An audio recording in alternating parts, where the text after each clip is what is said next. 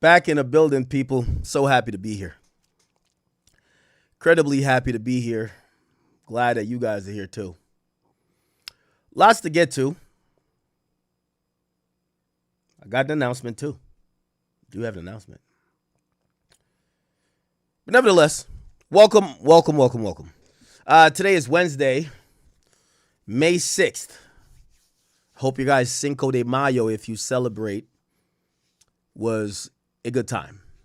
I feel like Cinco de Mayo is like a time where just everybody gets drunk, right? So it's just another reason to drink, right? Midweek drinking, what's the problem? Okay, as you guys have seen, we were given, and awarded the #1 hip hop media. I don't know if it's personality or just hip hop media personnel ranking. We'll talk about that shortly. We'll talk about the case with Steffon Diggs. It actually went to an abrupt conclusion. We'll talk about Drake. His new music on the way. Is ICEMAN about to drop? He just made an announcement. We will check in on that.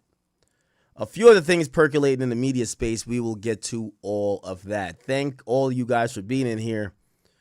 Thank you, one. Thank you all. We could start with the obvious. You guys, you guys are the boss, so you guys let me know. What should we start with? What y'all want me to start with? You want me to respond to this person, respond to that person? Really? Oh, what the heck?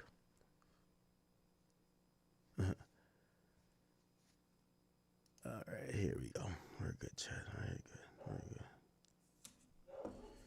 Oh, I got some coffee, but it's cold. All right. What do you guys want? I mean, we could talk about anything today. We haven't streamed in a few days. What do y'all want first? You want me to talk about this complex list? I do have an announcement after that. You want me to talk to Hassan Campbell? Y'all want me to talk to who else? You want to talk Iceman? You want to talk about who? Whack 100 and what? All right. Anyway. Regardless, thank you guys for showing up here.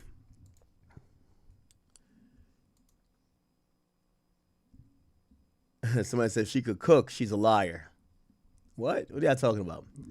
The Knicks are ass. Are they? Are they losing? They should beat this team by a mile. They probably will.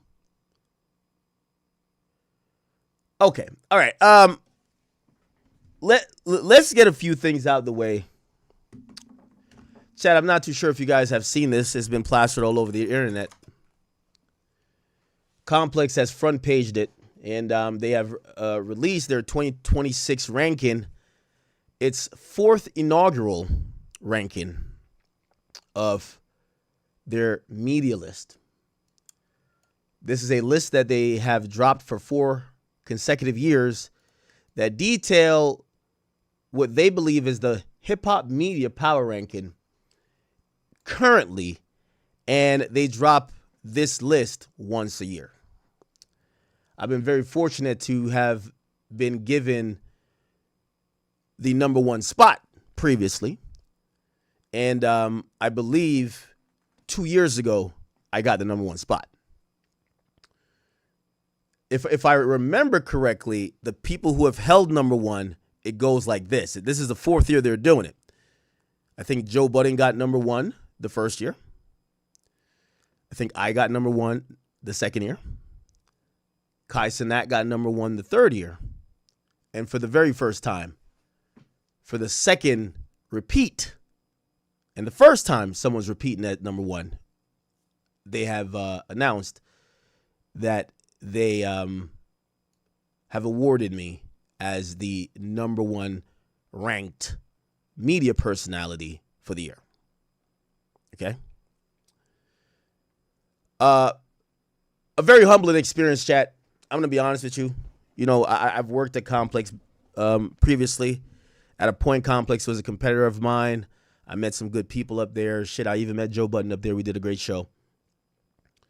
They're notorious for lists, so, you can take it with a grain of salt. I'm pretty sure people who either weren't on the list or maybe unhappy with their ranking on the list, they, you might have whatever opinion. I'll tell you this, and I didn't stream yesterday, and I remember, when I found out I was going to be number one, if you followed my career at all, you know that my motivation, a lot of it comes from people who I feel have slighted me, people who have unnecessarily hated on me, people who have tried to suppress me.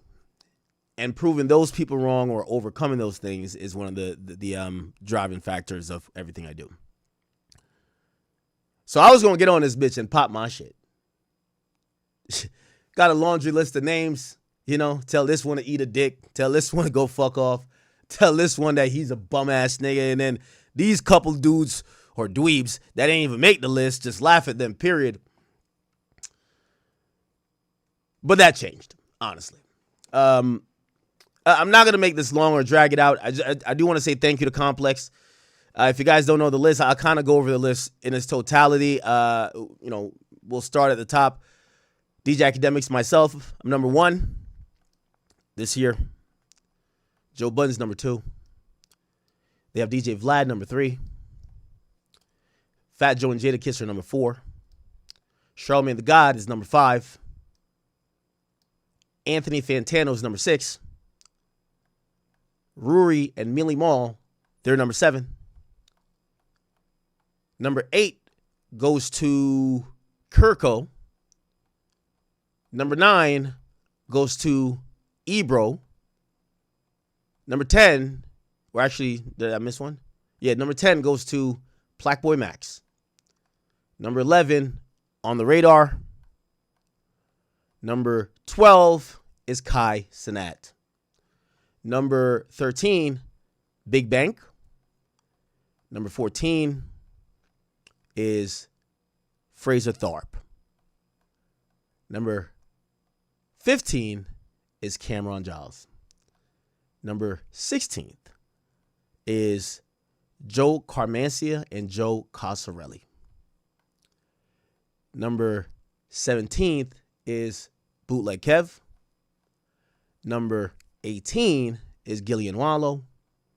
Number 19 is Neon. Number 20, Nadeska Alexis. Number 21 is Nardwar. Number 22 is Lauren LaRosa. Number 23, Traplo Ross. Number 24, Shannon Sharp. And number 25, Nori. I believe it stops. Oh, it continues. All right. 26 is Jim Jones. I guess they go to 30. 27 is Art of Dialogue. Ooh, I like that. Surprised don't say cheese then. Number 28, Miro. 29, Arshan Jawad. Or I might be saying your name wrong. Kids take over those. Shout out to you. And DJ Head and Gina Views. They are 30. And Underground Sound is 31. Elliot Wilson, 32.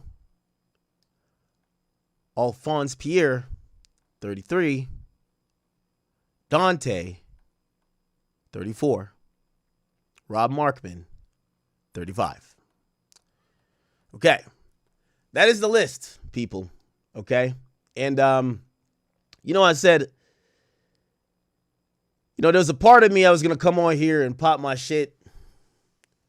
A lot of my career has been driven by doubters, people who, and I've seen even the subsequent conversation even now. I've seen a couple people say, I've seen one person say, this list is legitimizing academics. I see some people say this is why hip hop is dead. I would normally answer to all those people individually, but, today's just not the day, and I don't think now is the appropriate time. I do want to just say in totality for anybody who made the list, congratulations. This is probably, I didn't think I was going to make number one again. If you remember when I went number one, I made sure I got everything off my chest, because I do think when you're seen by your peers, and at least within the culture as being one of the leaders, even in the media space, you got to make it count. So I got everything off my chest. I needed to do it then, in case I don't know how the politics work. Maybe they didn't want to put me number one ever again, but I got it off. So to see that I'm the first person to ever repeat as number one, I do think that's I'm very gracious for it. Rather than sit here and kick everybody's back in and shit on everybody else, I'm not going to do that, and I'm going to take the opportunity to tell you what not only this means to me, but really my first thoughts after this happened. Now, some people are going to downplay the list. They don't care about it this much. I do feel there's a tremendous responsibility for media, and a responsibility that, at times as I've gone through my career, I've seen glimpses, and, I think we all do a lot of stuff just to make it. But after a while, once you're beyond making it, and now you are undisputedly one of the leaders in that space, responsibility does come to you. So I'm going to be honest with you. Me getting awarded for the second time, number one, I felt it was a lot of pressure. And I still feel it's a lot of pressure. So I'm not going to take this opportunity to shit on people. I'm actually going to take this as a challenge. For the next year or so, what I used to complain, it's easy when you're the underdog shooting up. It's a lot of people who are the underdog that never plan to be number one, right? Like, it's easy to punch up at the guy who's number one until you become number one. And that's so, if you guys know, I love media. I love this hip hop shit. I eat, breathe, sleep it. There's nobody on this list that works harder than me. But over my career, I've always took the shots or criticized the person that was in that maybe leading position, until I'm now looking in the mirror and all the things I would say to that person, just like how I've criticized the top rappers because I think they need to do things to advance the culture and advance the sound, all of that. It's the same thing with media. Now I got to look in the mirror for myself. So, for the next year, I'm trying to, I do take this ranking serious, and I'm definitely trying to just do the things that would make me a better media personality, honestly. And that's really my takeaway. I feel pressure in trying to make sure that media is advancing. As a culture, we're a very important part of this media stuff. And it was at a point I remember, the likes of me, Vlad, and a few others, we were just fighting for independent media outlets to have a look. But I think at this point,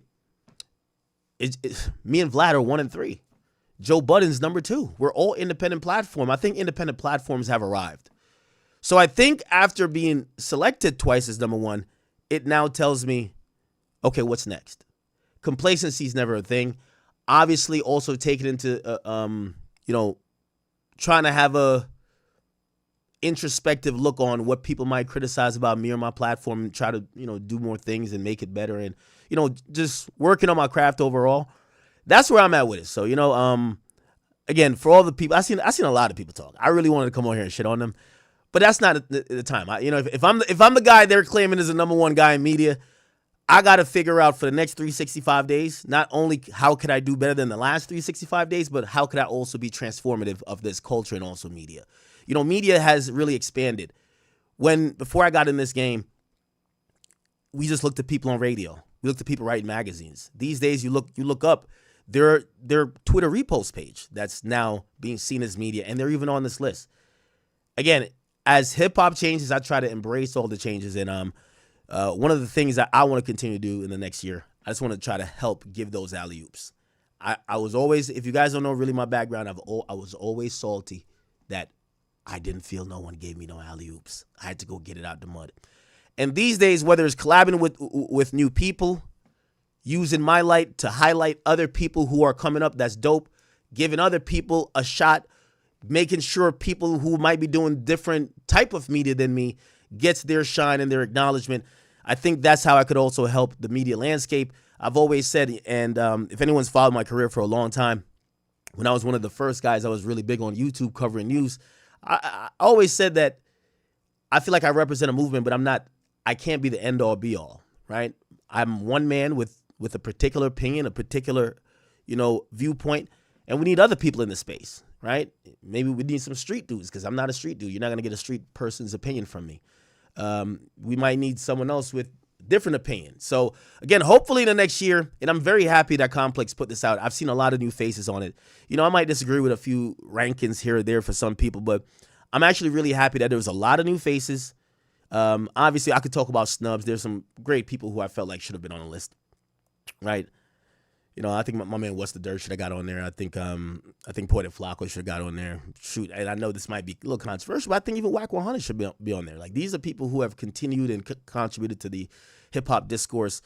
But with all that being said, I do believe that Complex did a great job of including a lot of people, and I just want to say from me and the chat, number one, ain't nothing bigger than the chat, but number two, I'm gonna accept this number one place gracefully, but I'm going to take it as a way to challenge myself. I hope in the next 365 days, number one, if we could three-peat and be number one again, that would be great. But the goal 100% is do more of what I used to criticize people for not doing, right? Lead by example. The people who I used to accuse of gatekeeping or not doing this or not doing that, or I don't think I'm in necessarily the position, but I think some people look at me in terms of media that I may have some type of influence or power with. So with that, I'm trying to, do what I think they didn't do. So that's a challenge for me. Work a little harder, help a little bit more people, keep this ball rolling. Hip hop is an amazing vehicle that I think has blessed every single person and even the publication that made this list. So it's blessed me, it's blessed every single person on this list. And honestly, I'm humbled by it. And I also respect everybody who didn't agree with me being number one. That's cool too. But until next year, when maybe somebody else is number one, I'm going to try my best to move this media shit forward. Because yes, we do a lot of infighting. Trust me. I get at a lot of these guys. But at the end of the day, this is the vehicle that helps hip-hop remain the number one most consumed type of art form, and it promotes our culture. So I'll take this, and I'll try to work hard and be better. All right? Yeah, I'll move on.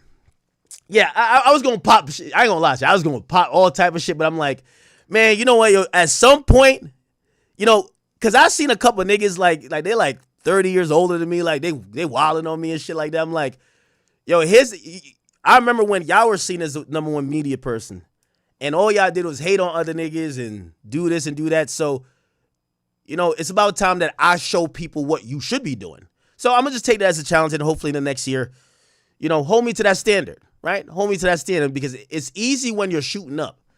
When they're like, oh, yeah, no, those people have the power. If y'all think I got the power, all right, I'm going to try to use that power for good, and I hope you guys hold me accountable. So thank you guys. Thank you, Complex. And again, I wouldn't be number one. And really, I think the chat, me and the chat, we're one and the same, but the chat's number one. That's all it is. So for any young creator out there, whether you're independent, you're an intern somewhere, you love this hip hop shit, I always told people, and it's like my department message when it comes to this.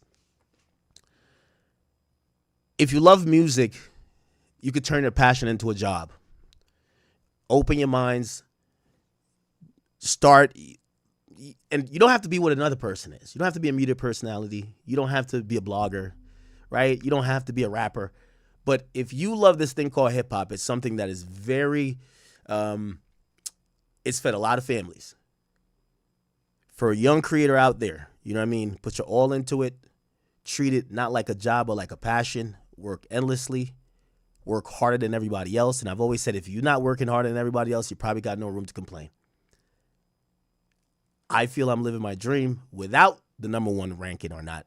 And I'm just privileged to be here. But for any independent young creator who ain't get on yet, remember at one point I was I always say the stone that the builder refuses becomes the head cornerstone. I was the guy that, for lack of better words, was the guy who was just in the comment section. So if you're typing in this chat right now, there's no difference between me and you.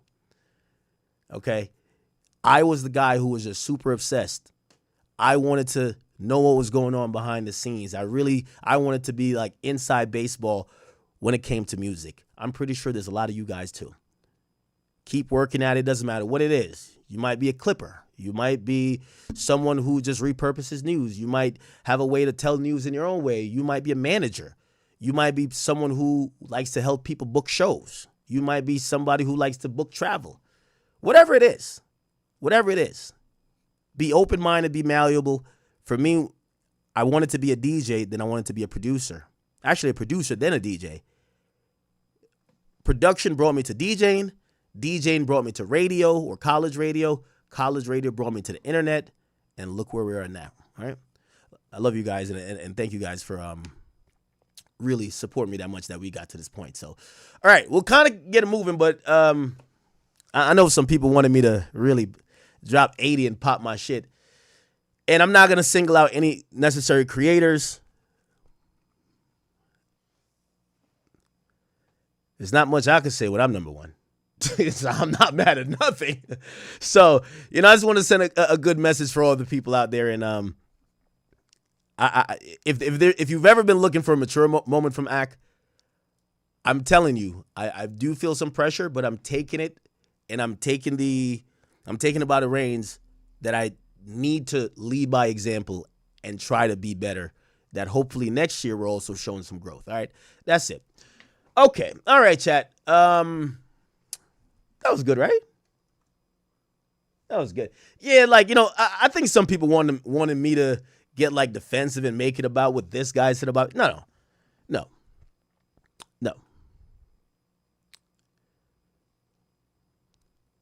For anybody who's on the list that didn't make number one, if you are upset, let's not fight. Maybe we could collaborate. Maybe next year we could both be a little bit higher on the list. Well, not me, but you. That's it. Okay. Let's keep it going. So, lots to talk about, chat. Lots to talk about. I was kind of excited about this. I'll tell you, you want me to tell you the little BTS story behind it? So Complex hits me up and they're like, hey, we want you to do one of our re-rank episodes. And I'm like, all right. And they told me kind of last minute, they're like, hey, this is re-ranking our new media list. And I was like, well, the list isn't out. They're like, well, we're going to show you what the list is, and we want you to re-rank it. Now, I didn't know I was number one until I actually did the episode. So I sat down, and they told me, literally, that was the first time I figured out that I was number one.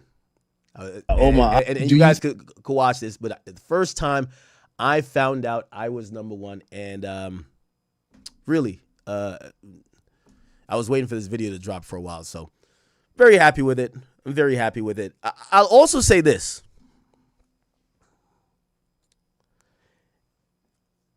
I'm very happy to be on a list, and it feels great to be on a list. And again, I told you I'm going to try to push myself, everything I've ever accused other people of, I want to try to make sure that I try to hold myself accountable.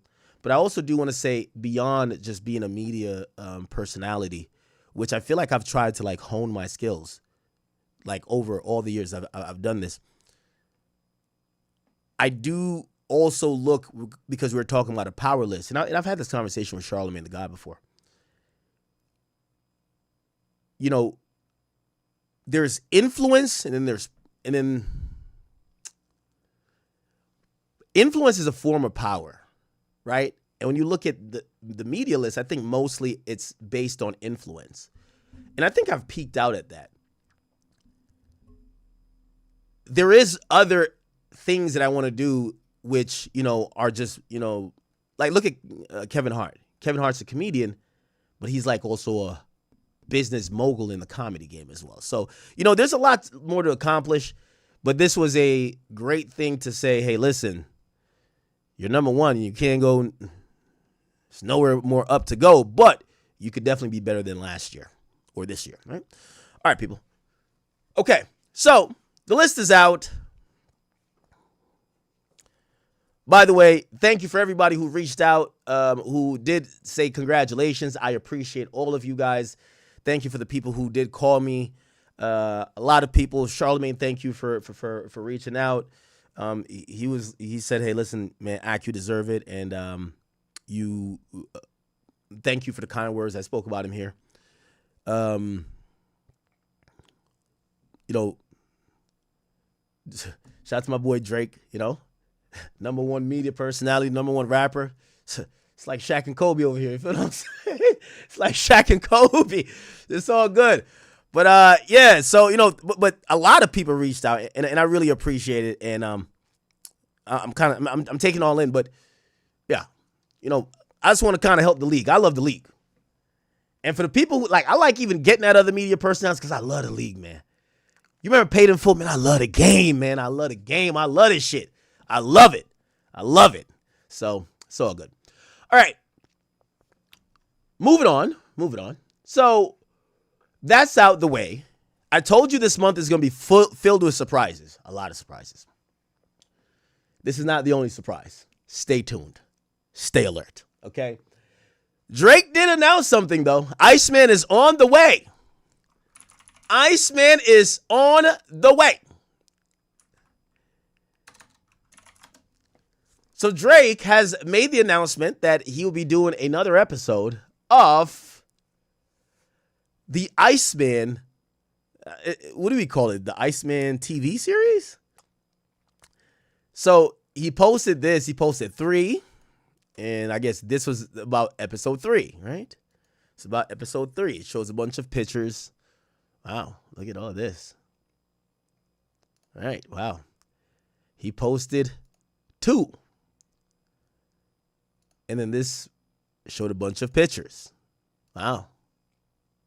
Wow. By the way, 3 was a little bit confusing, wasn't it? Then he posted 1. And this was episode 1. A bunch of pictures. Very interesting. Wow. And then he posted ICEMAN, episode 4, May 14. ICEMAN, episode 4, May 14th. Now, if you don't know what May 14th is, that is the day exactly before the release of the album. The album drops on the 15th, but it's the 15th at night or in the morning, whatever you want to call it. It's at midnight. So it's midnight the album's going to come out, which would kind of make it seem like ICEMAN would be on the 14th, like the episode would be on the 14th, going into the 15th is when the album's coming out. Interesting. And I posted this picture. I posted just a 4, and he says episode 4, May 14. Then he posted again. ICEMAN, episode 4, May 14. All right. It looks like it's going down, chat. It looks like it is indeed going down.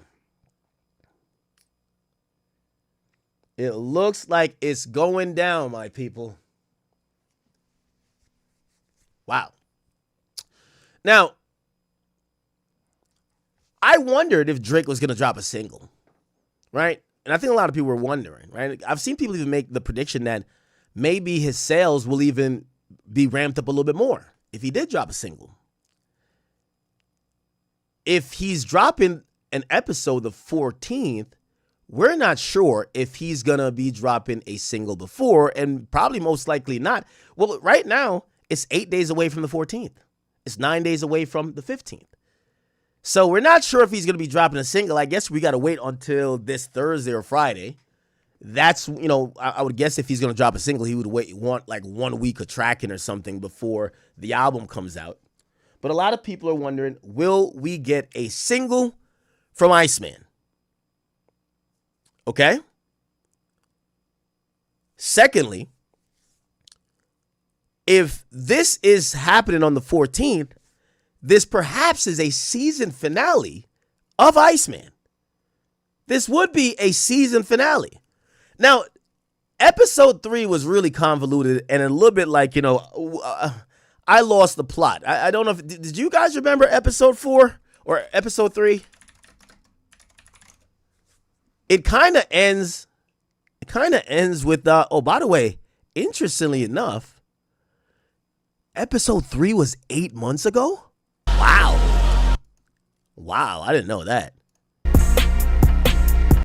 So, if you go back to episode 3, episode 3 concludes like this. There's 4 Pinocchios, and they all converge on Drake in a room.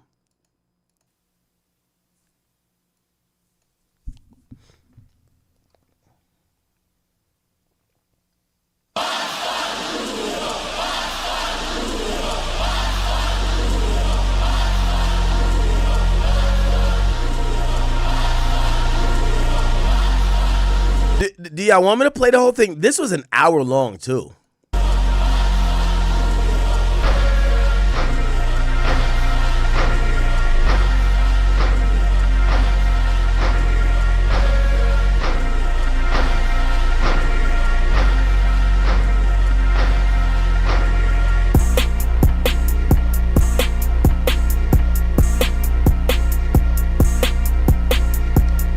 By the way, while I'm playing this would be a good time to see if any of these beats made the album. Because if the stream gets flagged, that means it's on the album.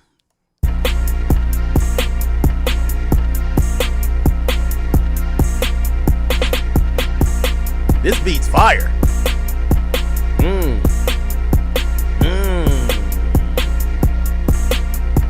Yeah. Yeah.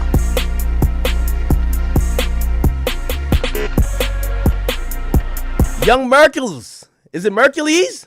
What up, bro? Thank you for the 139 Canadian. Says, Canada, stand up!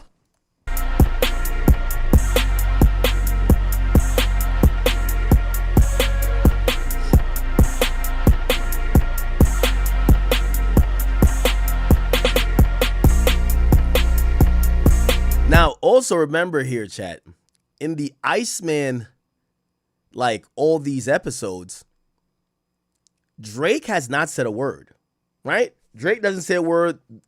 It's actually a silent episode. We hear music, but we don't hear him. Actually, no, we heard him say a word.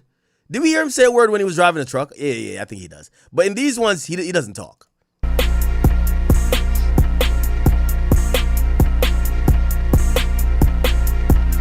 It's a hard beat.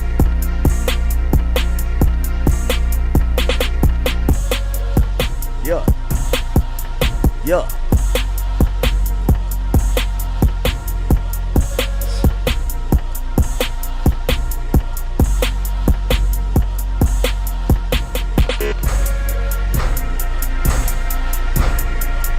Y'all like this beat.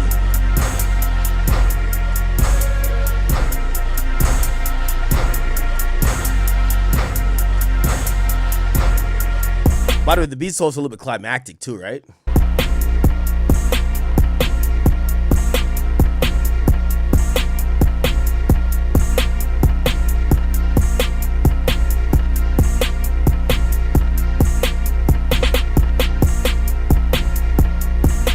HMK says, I heard Youngboy made it on the album. Did you hear that? From who?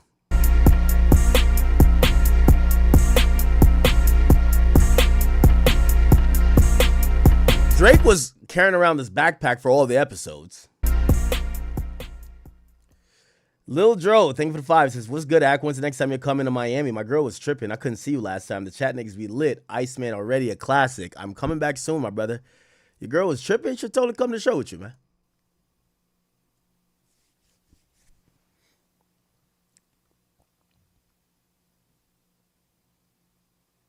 The pleasure.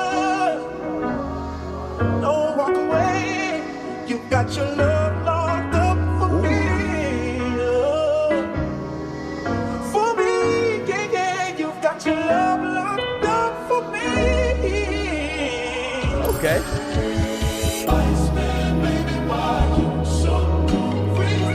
Young Merkles. I think I'm saying your name right. Or is it Mercules? He says, yo, still fuck Rick Ross. Shout out to Icarus. Yo, that's the rapper that confronted Rick Ross like in Canada. And then they got in the fight.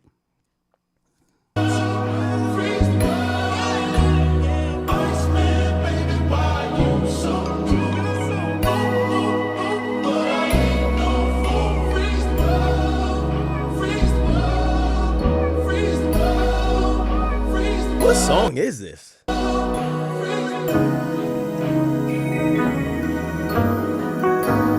Ooh, hey, listen. If this is some of the musical palette, you know, I want Drake in the bag where he's using these like really classic samples. I want it to be sample rich. I want it to be just timeless.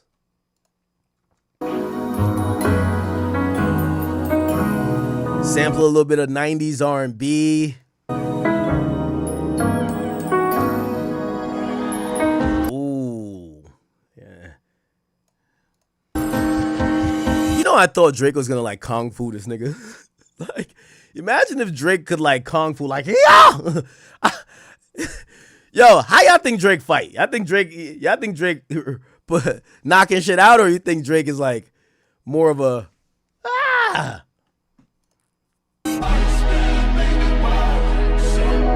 Like, you should have gave this motherfucker HBK Sweet Chin Music right here. Ooh, I didn't catch on to this. It's saying Iceman, whatever, and it says freeze the world.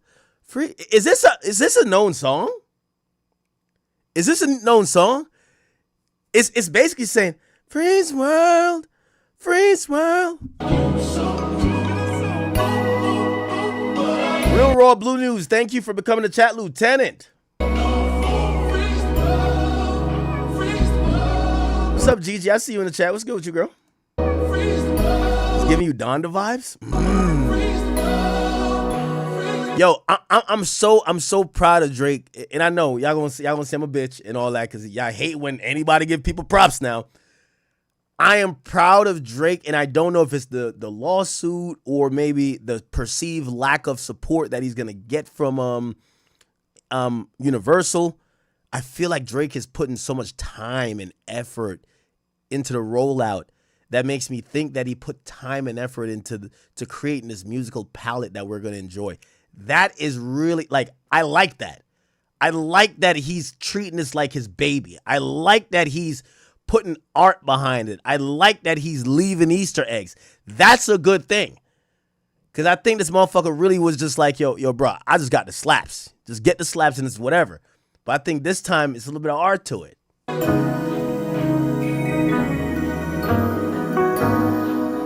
I did notice the 139. I shot my man, I might be saying his name wrong. It's Mercules or Mercules? Iceman, baby. Freeze the world. Freeze the world. Equal this Hove. If you ask me, I think the way Drake will approach his album is that, first of all, if you think he's not going to get some shit off his chest, you're batshit crazy. He's got shit to get off his chest. Now, do I think he's going to be like, Jay-Z, you a bitch, suck my dick? No. I think he's going to, this is a guy that went through a 1v20. This is a guy that saw so many people he helped, gave them their first hit, brought them on tour. They all switched up. I think he's going to have multiple lines that probably apply to 5 people. That's what I think is going to happen. So, will he single people out? Maybe, but I think he's gonna be popping his shit too. But like, I think a lot of things he's gonna say is gonna apply to more than one person. So I don't think he's gonna name names. Somebody says, Ak, why drop Iceman? The label situation is not squared away. Because the label situation is gonna take years to square away. I would imagine his lawyers have done some due diligence that contractually, they either are going to be completely out the contract or they're going to have incredible amount of leverage by completing the contract. And I don't know if there's another option or maybe like a dual option where Drake could pick up the option or both parties need to pick up the option, maybe Universal and Drake. But I have to believe, I don't know the ins and outs of his business. This got to be a strategic move by him. It has to be. Now, Drake is never one to explain to us his business, but I'm pretty sure also on this album, he's probably going to give a few hints of what's going on. He's probably going to talk about it. Okay.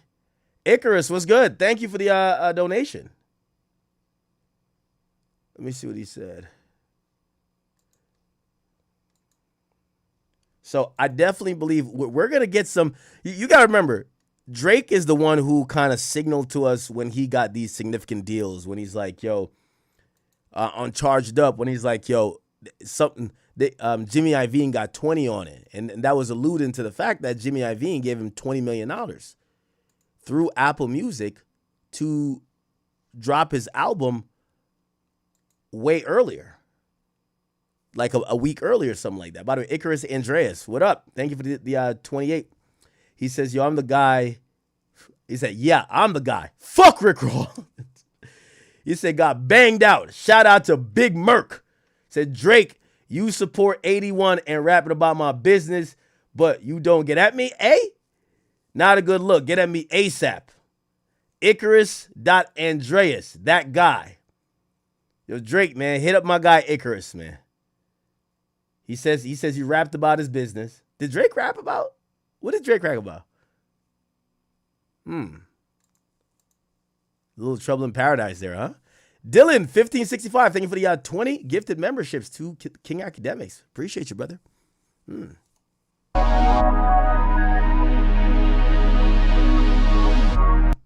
Rest in peace. Okay, Giorgio Armani.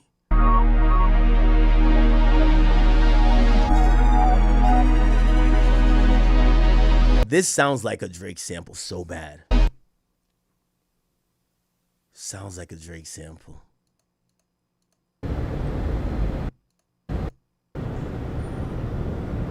What was this?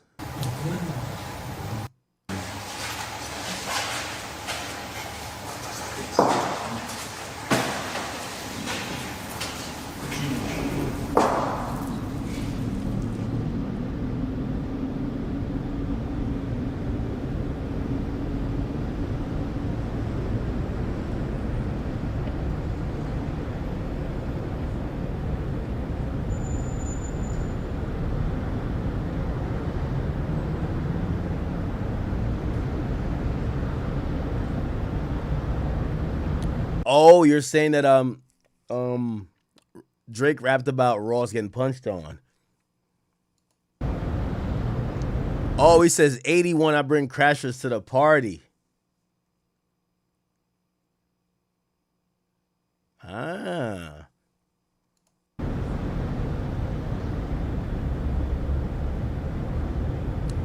Yeah, there's a lot of scenes that needs kind of like explanation.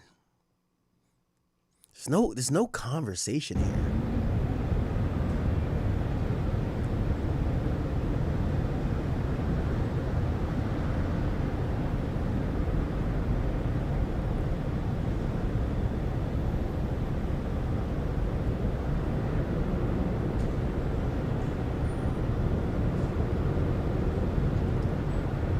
Do these guys look Italian or is it me?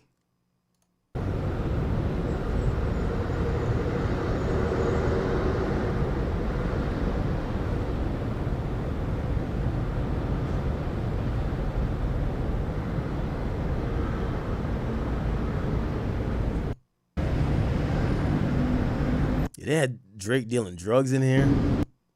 Oh, he does talk in here.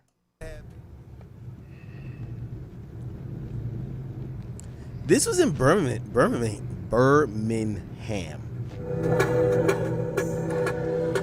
And he spits a freestyle in here. Last year was funny, niggas had bad jokes. Fuck, you could tell the shit come with highs and the lows. Around spritz, hairs getting poached. Caviar on toast, I don't even know. 80K a night, man, they better do the most. All these other niggas been acting like they woke.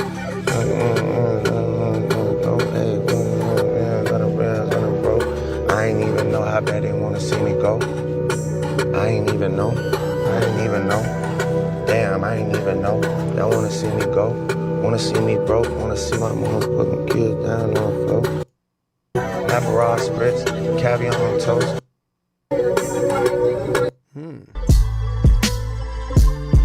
This is where we saw KD. I remember that.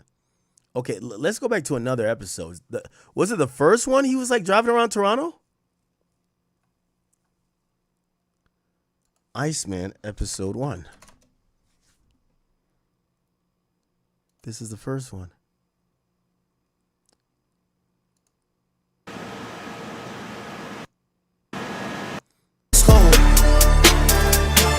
Okay, he did What Did I Miss? Supermax.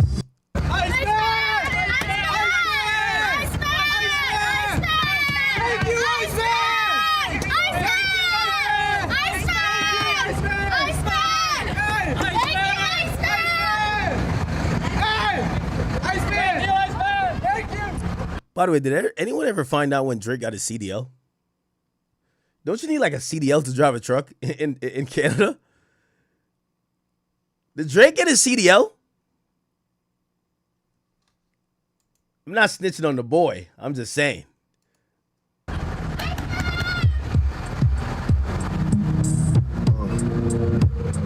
Yeah.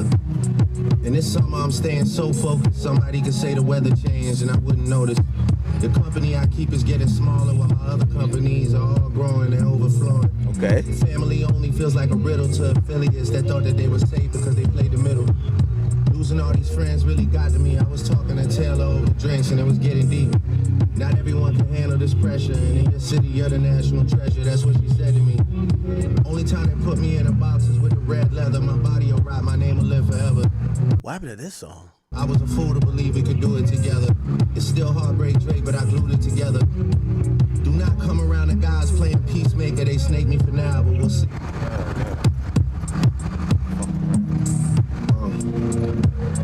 Yeah. And this summer I'm staying so focused. Somebody can. Dre Master, thank you for the 10. What happened to you, bro? He says, could you share my GoFundMe? I lost everything. What happened? Say the weather changed and I wouldn't notice.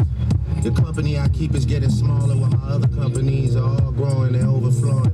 The family only feels like a riddle to affiliates that thought that they were safe because they played the middle. Losing all these friends really got to me. I was talking to Taylor over drinks and it was getting deep. Not everyone can handle this pressure, and in your city you're the national treasure. That's what she said to me. Only time they put me in a box is with the red leather. My body will rot, my name will live forever.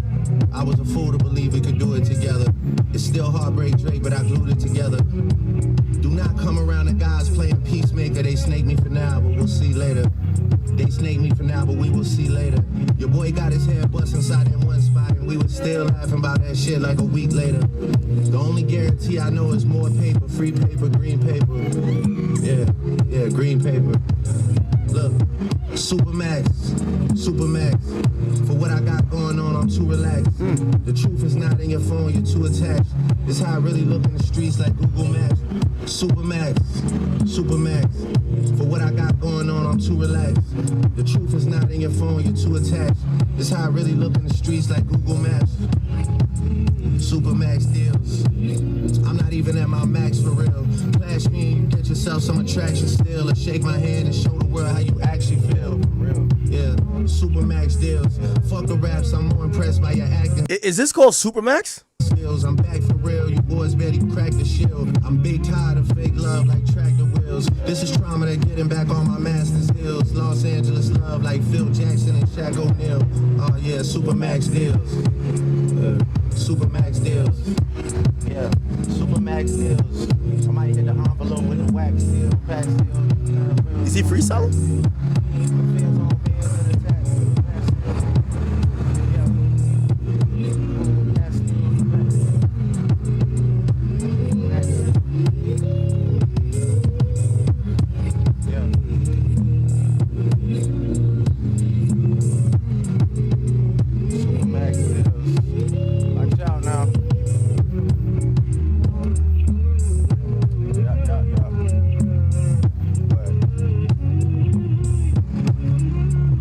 It's like one of those downtown areas.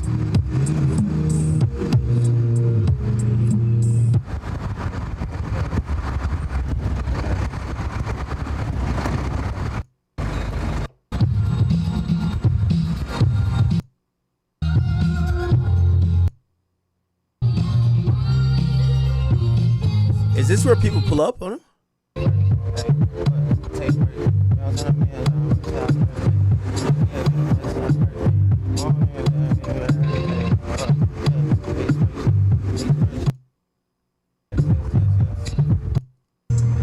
Niggas is itching.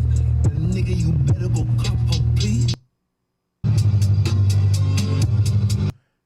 This week and I'm up next week. I don't give a fuck if you love me. I don't give a fuck if you like me. I'm giving out two tones. And nobody cares until they're in front of you. Oh, okay. This is when people start running up.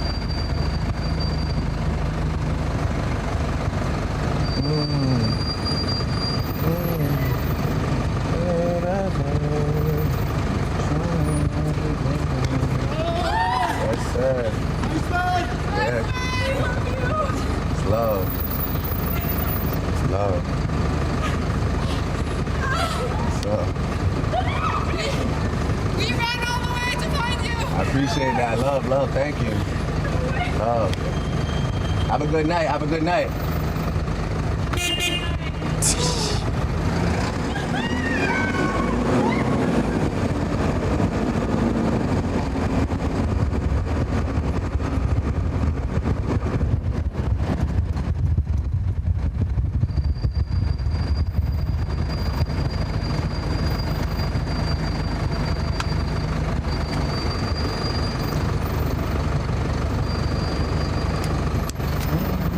No, I don't think none of this shit was staged yet.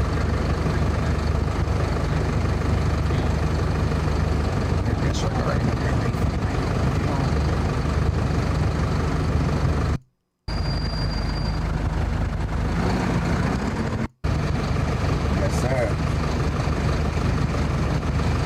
That's when people realized he was driving around. They're gonna start You ran slow. so fast, you said? I ran so fast. You ran so fast, you said? I appreciate it. It's love. Don't say a word, my sister. Don't say a word, my sister. Don't say a word. Yeah, I love how Canadians talk. Don't say a word, brother. Yeah. Don't say a word. Now, if you ask me, chat, you know, and remember, these ICEMAN episode came out like while he was doing like his European tour. And I did tell you that I did speak to Drake at that point, and Drake told me like, hey, listen, a lot of these things are like unfinished ideas. Like they had leaked some song, and I remember Drake telling me, saying, hey, listen, yo, I was drunk rapping that in my fucking like kitchen. Like it's not even a real song. You know, that people were acting like it was a real song. What song was it? But it didn't sound. You could tell he wasn't really like recorded on a real mic. He's like, yo, bro, I was drunk, fucking just like freestyling in my kitchen. Like that's not even a real song. So I'm kind of listening to like what he's playing on this ICEMAN episode 1, and these feels like ideas.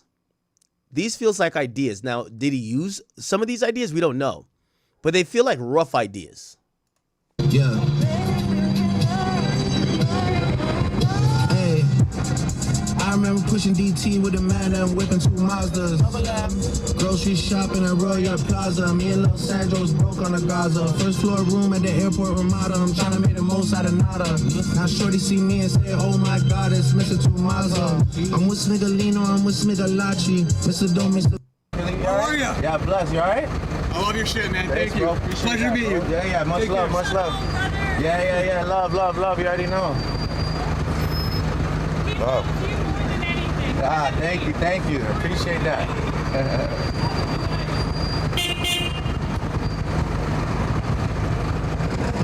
Yeah. Chat, is there any city that loves a rapper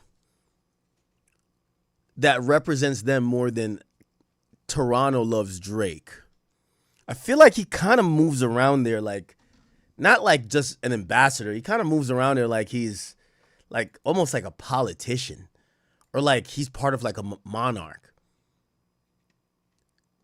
Is there any other rapper from another city where you're like, nah, that nigga got that city on lock? Jay-Z in New York City? Okay. Yeah, okay. Future Atlanta? I feel like Atlanta's so divided. I feel like Atlanta's about which part of Atlanta. Nipsey in LA? With all due respect, before Nipsey died, he didn't have like unilateral power, in my opinion, in Los Angeles. Somebody said Future is seen as a god in Atlanta. Really? Kodak in Florida? You think so?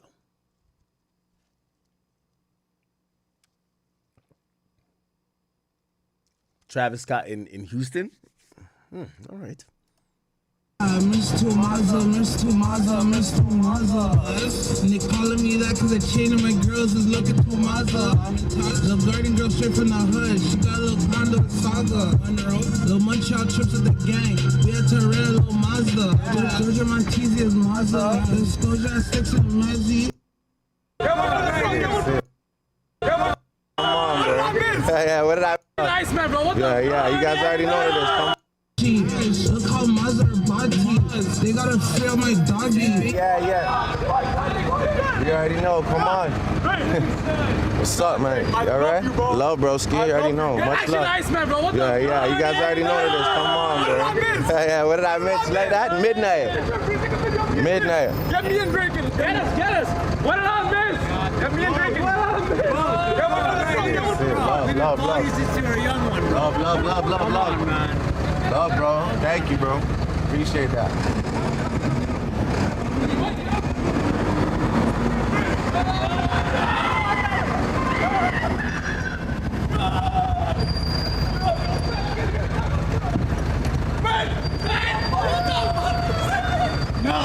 It's me and Drake. Hey, this is like down there by downtown. ICEMAN shit, man. You already know. Come on, bro. Come on, bro. You already know. We're live. Come on, bro. You guys know. Don't say a word. Don't get run over, brother. What's up, love? You alright? What's up? What's good? Love. Very icy. What's up, love? How are you? What's up? Love. Yeah, you already know. Yeah, love. Love. Yeah, outside. I think it's the security here. Outside this. Yeah, love.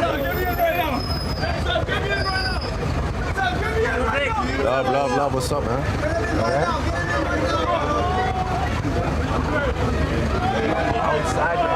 Outsideness.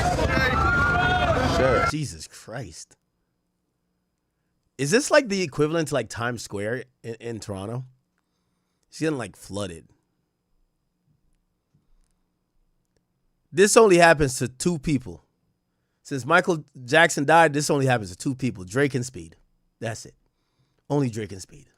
Love, bro. You already know. Love, man. You already know. Love. I love you, Drake. Love. Can I talk to you? I don't think I reach. Come on, bro. You already know. Outside. Yo, Drake waiting for that green so bad. Like, yo, green light, please. Yeah. You already know, bro. Love. Good. Yeah. Watch out. I don't want to hurt nobody.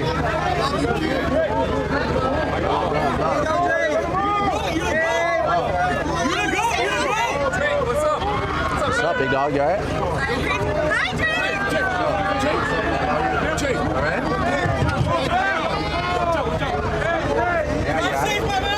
Yeah.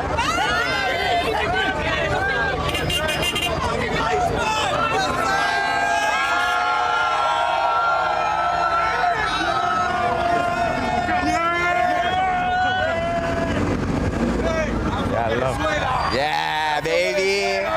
God damn.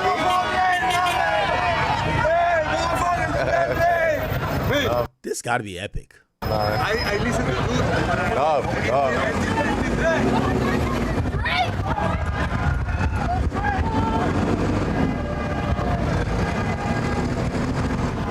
good. Craziest thing is there's like no cops. There's no cops even helping him get through.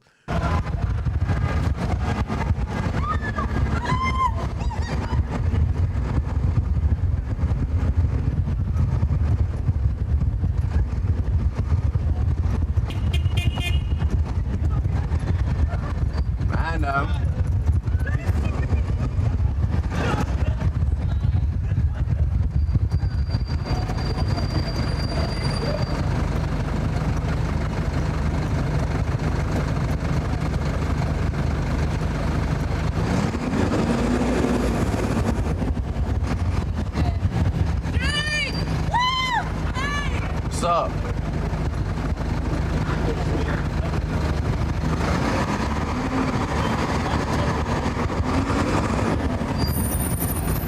You know, this was like really insane. This is like an IRL. Even speed got more like, I feel like security.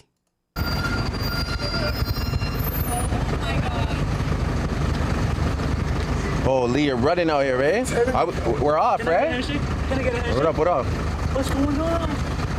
What up? What's good? You got the wrong phone case, though. The wrong phone case, though. You say you got the wrong phone case. Hilarious. It's love. Take up Chad, take it up. Yo, what's good, man? I just want to say what up. My name's Michael Navoli. You're a dope-ass rapper. Thank you, bro. We're good. Huh? Yeah. Huh? Future same play. What do I miss? I think we're off. I don't know. Love. Answer, I miss you too. Yeah, big up. Yeah, don't know.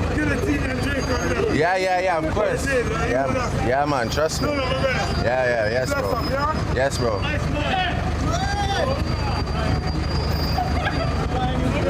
Love.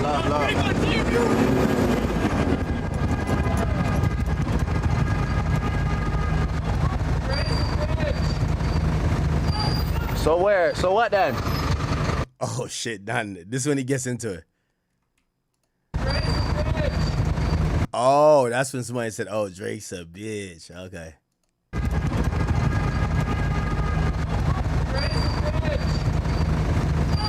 So where? Yo, Drake jammed on the brakes like, hell nah.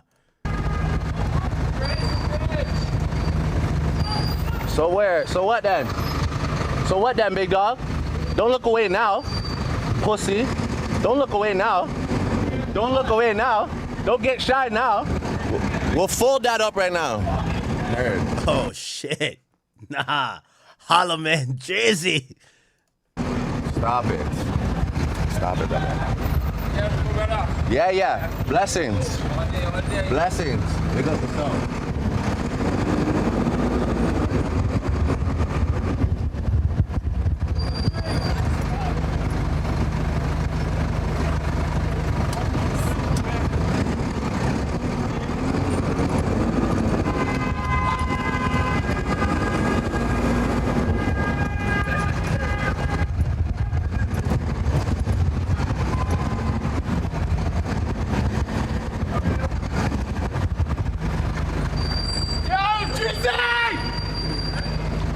ICEMAN. Okay, cool.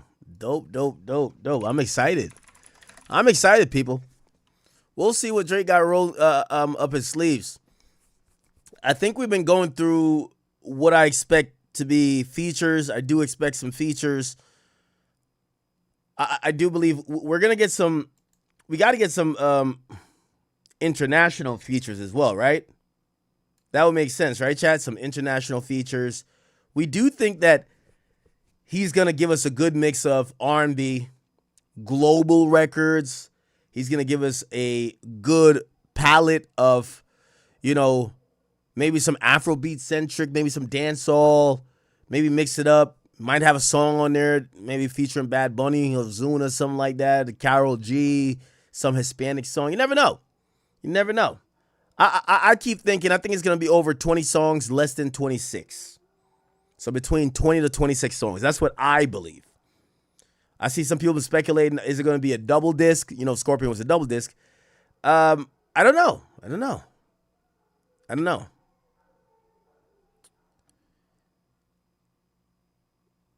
Drake and Kim Kardashian together at Lake Como. Drake recently stayed at a luxurious mansion on Lake Como, Italy. It's for the breathtaking views. What?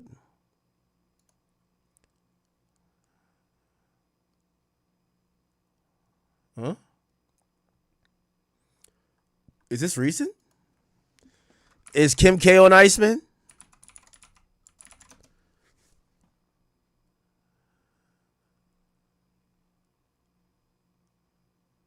Where's this Kim K pick from?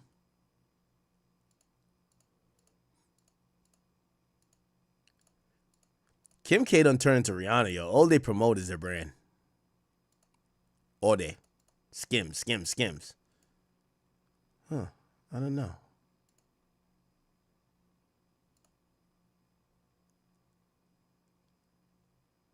Anyway, I did see some people giving... I was talking to some people privately recently, and they were really shocked. They were like, yo, Act, did you really not hear ICEMAN? And honestly, I didn't hear ICEMAN yet. Like, some people thought I was lying.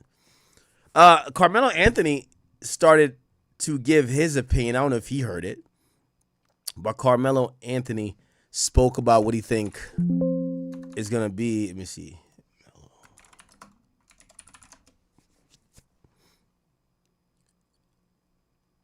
Here we go. No, what? Carmelo.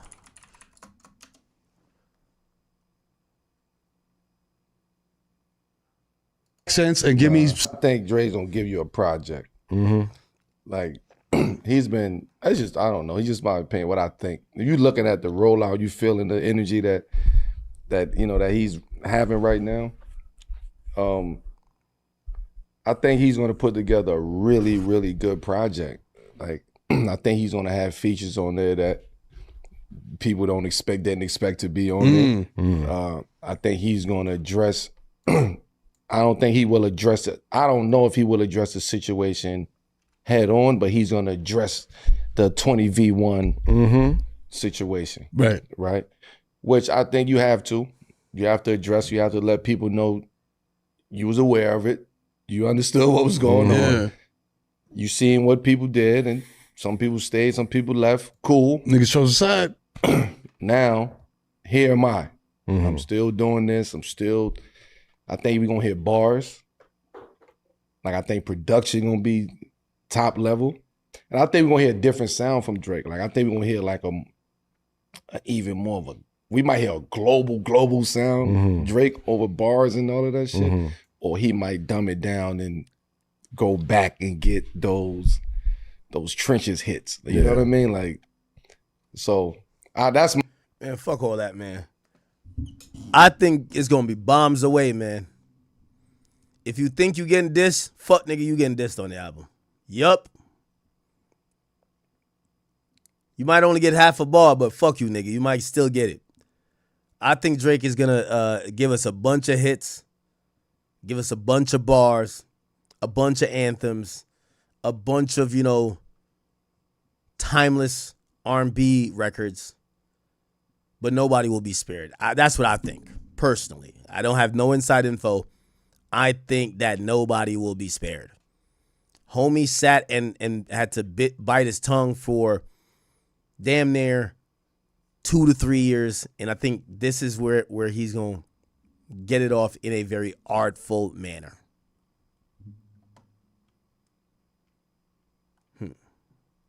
Okay. All right, man. ICEMAN is on the way, people. I hope you guys are excited. I am. I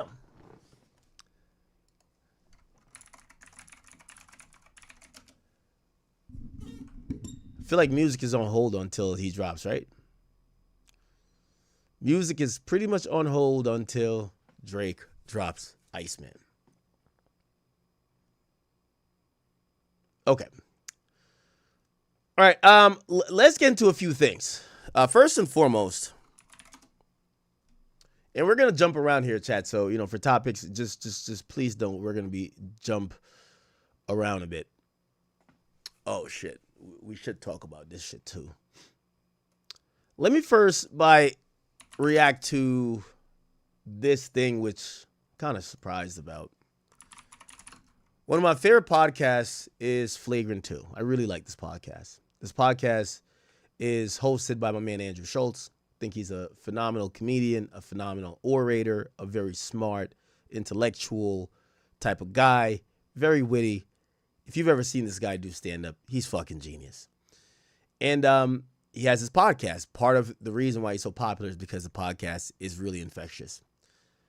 In recent times, his co-host, Akash Singh, came under fire after his girl, who was doing a podcast as well, said some things that people thought were emasculating and disparaging to him. He brought her on the podcast trying to explain it away, basically saying that she never lied and also that she's like just tongue-in-cheek joking around. But ultimately, it led to him pretty much disappearing from the podcast in the last month or two. The internet has been relentless in roasting him, calling him a hypocrite, claiming that he used to clown the likes of Will Smith. He used to call people cucks. And according to how his wife paints their relationship, maybe he would fit the same bill. Nevertheless, after bringing her on the podcast to try to explain all this nonsense away, he has not been on the podcast for a while. And today it was announced by Andrew Schultz that Akash will not be returning to the podcast. Actually, don't listen to me. Listen to Andrew. What's up, everybody? Welcome to Flagrant. Schultz here, Alex Media, Marky Gagnon. Miles is back there. Yes, and we're on the West Coast. Thank you, Alex Media, for hosting us in WTF Media Los Angeles studios. Beautiful, lovely. Nice. Don't you guys dare say you like this better. Okay? We spent way too much money on that podcast studio in New York City. But come check out the podcast here if you guys are in town. Now, we got to address the elephant in the room, no pun intended. Okay? As I'm sure you guys are aware, our boy Akash, he really went through it earlier this year, showed amazing resilience and, selling out Radio City recently, setting records in Toronto, just crushing stand-up around the globe, and literally just like living the dreams that he would tell me about at 2 a.m. when we're eating fucking egg sandwiches at Veselka. So it's been amazing to see, but the experience has put things in perspective for him.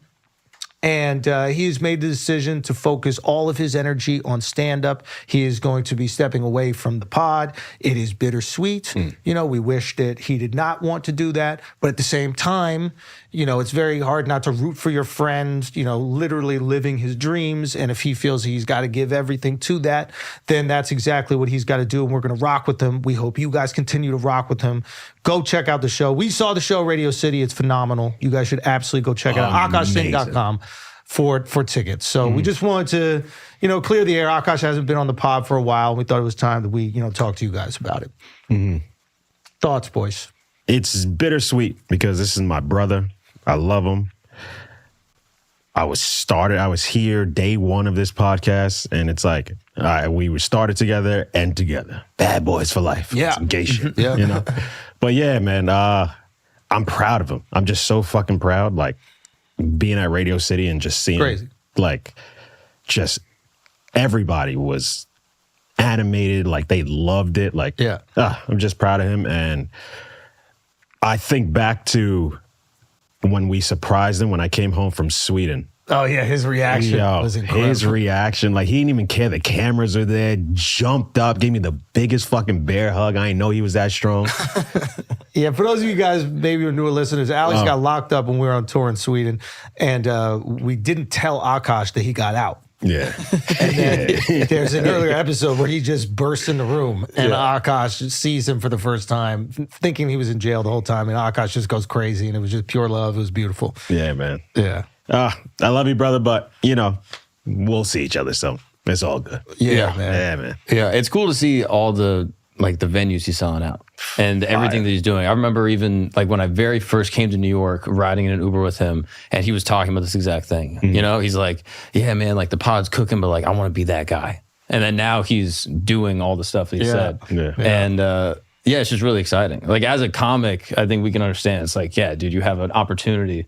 I mean, he's going to be an MSG like soon. Go get it. You know what I mean? Go get it. It's cool to see. Yeah. And I remember the very first clip of this pod I ever saw before I was even on it was Premium Pete.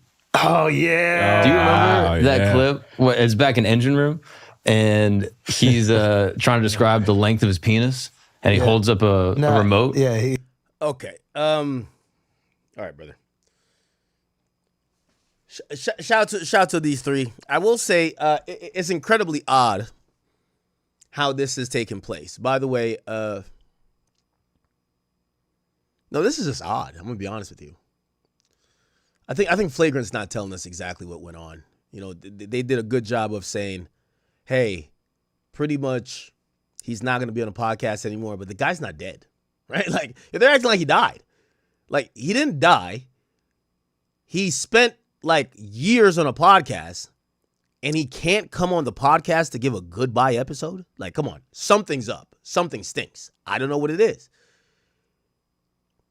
I wouldn't do a podcast for 4 or 5 years, and I'm alive and well, and I just stopped coming to the podcast, and I don't even do one final episode with the boys. If you have no problem with the boys, do one final episode.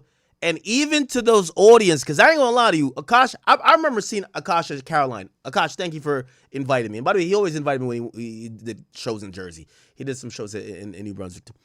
And I really appreciated him for that. But I watched him grind up from like 300 or 400. Well, not me. I didn't go to every show, but I saw when he was doing, was it Caroline's or whatever, like a bunch of nights like in a week. And to watch him do like 7,500 or 8,500, whatever Radio City Hall is, Radio City Music Hall, is pretty dope. But just also being honest, is like, dog, part of the reason you got to that point is because of the podcast. The podcast has been your promotion engine. The podcast is part of your extended family. I do find it odd that he has disappeared from the podcast and there isn't a goodbye episode. Why not? That's odd. I'm going to be honest. Only in radio do people prevent the person from having a goodbye episode. Why? Because if you're getting fired from radio, they don't want you to say something that could get them in trouble with the FCC. Was it FCC? Or FTC? FCC. Or they don't want you to go promote a competitor.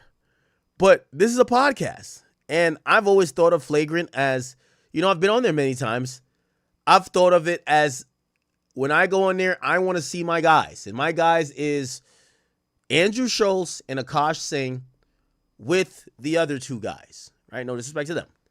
So to see him kind of leave, it's like to see him kind of leave the podcast without a goodbye episode. Just even, yo, listen, you know, right now I got to prioritize family. You know, we've went through a lot. I went through a lot. You know, I'm also having some success by doing shows. I want to just focus on this. I'm going to step back from the pod. And I love y'all. Maybe one day I return.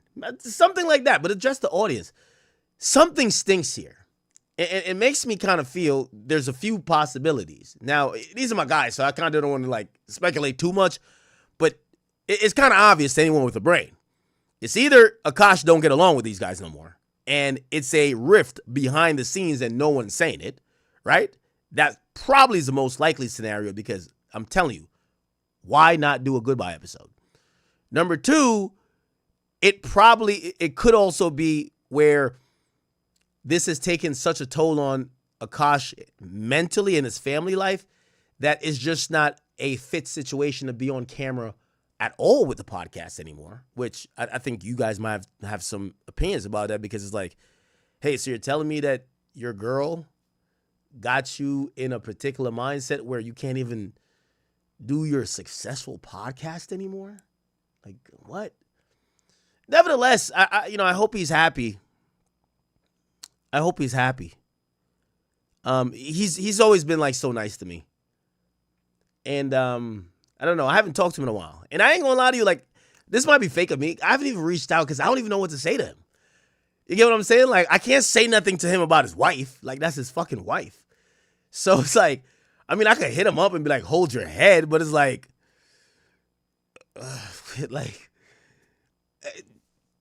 I can't talk to a man about his wife at the end of the day.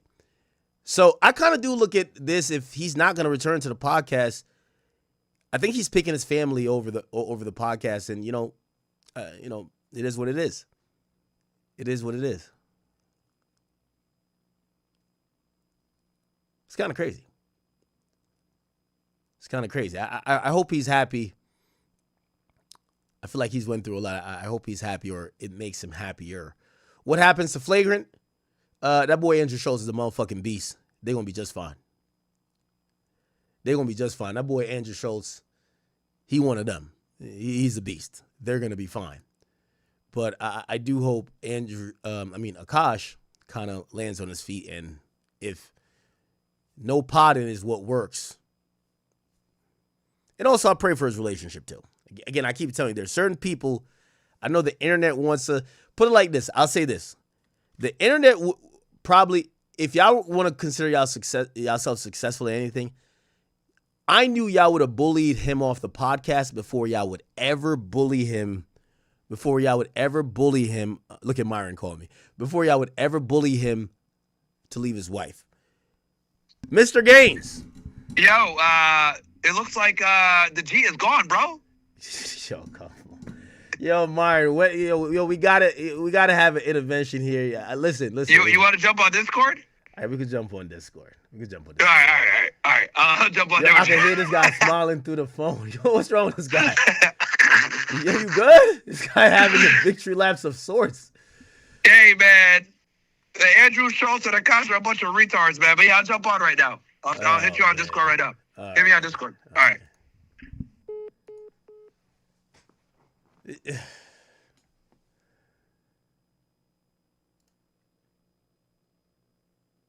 All right, we're trying to call Myron. Listen, jeez. Mr. Gaines. Yo, what up, bro? What up? Let me open up this shit real quick. Myron, listen, I know you probably haven't been a fan of the Flagrant 2 podcast in a while. I do like these guys. These guys are, I think that they are fun, comedic guys. And, man, I'm not gonna lie, man. I was kind of wondering what was gonna happen, and bro, it appears that my boy Akash is just not, he's just not coming back, which I think that's a mistake. Well, I'll tell you what I think happened, bro. I think here, I'm turning my camera on right now. My bad. Okay, you got me? Yeah. Yep. Okay. Yep, we got you. Nah, I'll tell you what I think happened, bro. I think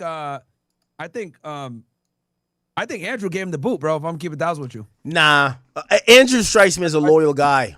He strikes me as a loyal guy. You're a loyal guy too. He got you fooled, bro. He's not loyal at all, bro. You don't. That dude's the biggest thing in the industry, bro. Now, what I think happened is that this saga really, and I hope no creator gets to this point where for you to be prosperous and to appease the people who have supported your career and made you successful means you have to go against what you have done within. You got to go against his household. I think people wanted him to go against his wife, and I think he's choosing his wife. Which was a foolish move because she literally ruined his career, in my opinion. Well, we can't say that. He just did Radio City Music Hall, right? I do think he should. The podcast is an amazing engine. If I'm him, I'm not giving that up. But also, I don't think. What nationality is it or ethnicity? Do you know? He's Indian. Okay. I think family and marriage holds a significant distinction where he's not going to be. For him to come back to the podcast is also allowing his co-host, for things to get back to normal, to make his wife the butt of the jokes. Like, she's now the new, I don't know, Aisha Curry or, whatever woman that is kind of like super entitled or kind of getting, and I don't think he would allow that. So I think he made a decision. Now, you know what? listen, if I'm going to be a distraction, because I'm not going to take the jokes, I'm getting out of here. Look, man, I get it that they're your friends and everything else like that, but look, Andrew Schultz is the biggest snake in show business. He will say and do whatever he needs to do to move himself ahead. Okay. All right? I caught on to this right away. And let me tell you a story, right? Let me tell you a story. Yeah. So we went ahead and did a show, right? And he tried to, shame us for the whole, oh, you guys said these things about black people, blah, blah, blah, all this other stuff, right? When him and Akash have all made jokes about black people, right? Trying to like virtue signal, whatever. And there's some liberals out of New York. After we did the show, after we did the show, he said, oh, do you want us to put it out, bro? You guys look kind of bad, blah, blah. I was like, no, we didn't look bad, bro. We don't mind. Like, put it out. They cut out a part where, who's the dumb black dude that works with them? I forget his name. Whatever, he's irrelevant. But the dude with the dreads or whatever, the dude that paints his fingernails, the soy boy. Alex. His name is Alex. Okay. He said some bullshit about like, oh, you teach guys to manipulate women. And then I like completely like obliterate him. I said, no, we teach guys how to not get manipulated by women so they understand female nature, whatever, right? Because he tried to say like game is like manipulated women or whatever. Andrew cut that entire part out of the fucking podcast, by the way. Cut that whole part out because I made him look like an idiot, right? Because he was there trying to like press me about the whole racist thing. Meanwhile, that dude dates, I think he's married to like a white chick, by the way. But that's a whole other thing. Big hypocrite. After the interview dropped, I said, yo, before we left, I said, Andrew, can we put clips on our channel? He said, yeah, no problem. I was like, cool. So I put him in touch with like my clip guy, or made a chat. We posted one of the clips. Bro, he calls my fucking clip guy and he sends like a fucking scathing ass message, pissed as fuck. Like I saw a whole other side of him. Mad as hell. What are you guys doing posting this clip? Blah, blah, blah. All this other stuff. You guys can't do it. I was like, yo, we got permission from you. Who? Andrew Schultz. Really? Oh, I didn't know that. That's what I'm trying to tell you, bro. Yo, niggas don't know. Like, this dude's a fucking fraud. He's the biggest snake ever. He puts out one side. And let me tell you how I know this. Let me tell you how I know this. I dealt with people like him when I was on a job. Okay? I knew a lot of agents, a lot of criminals that operated the way he did, where they put one face to you, right? Or one face out there publicly, and then they put another face when the rubber meets the road, right? They will say and do what they need to do to move ahead. So I know a lot of successful agents that were that way that I worked with. And then I also knew a lot of criminals that were that way when I would interview them, where they would do what they need to do, right? They'll look like the biggest boss ever, but they'd be snitching all the time. So I noticed that immediately when I was like dealing with him. I was like, okay, this guy will say and do whatever he needs to do to get ahead in life. And that's fine. Like a lot of successful people are like that. But don't fucking sit here and pretend to be, the moral authority or to be authentic or to be a good guy or whatever. Like he's a very slimy individual. Let me ask you this question. You didn't know that. Look at how shocked you are by what I told you about that story. That's exactly what I'm trying to say. Okay, so this is what I do think I know. And by the way, I do love. I rock heavily with Akash and also Schultz. They've been nice to me. Here's the thing, though. Hey man, you can cheat, man. No, hold on. What I do think about like Andrew is that I think Andrew's a really good guy to the people he already likes. So like from when I met him, I could tell he already fucked with me. Like I remember doing a Brilliant Idiots episode. Because you're famous, bro.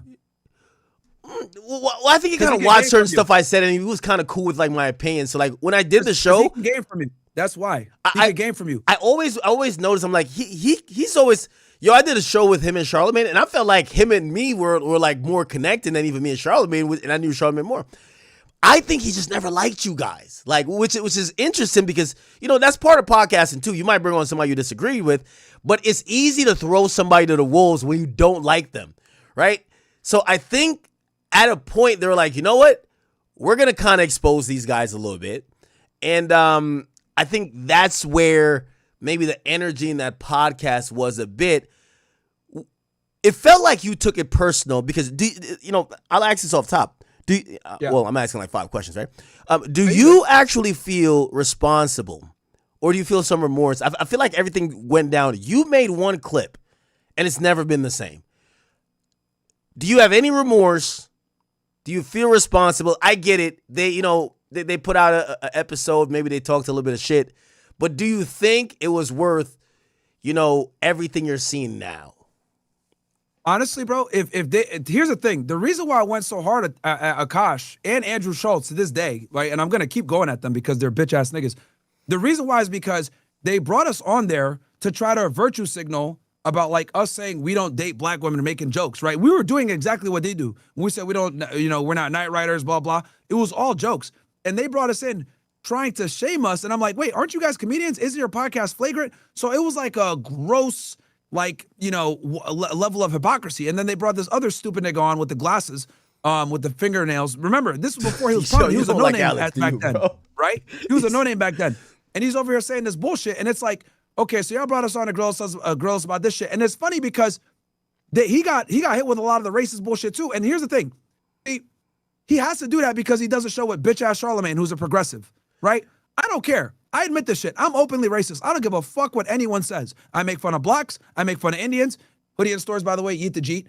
Which, by the way, we yeeted that Akash nigga, Jeet, get out of here, right? So I'm racist towards everybody. Like, I make my jokes, and these guys, like, oh, bro, what the hell's going on? How is it that I am more based than the comedians? That doesn't make sense.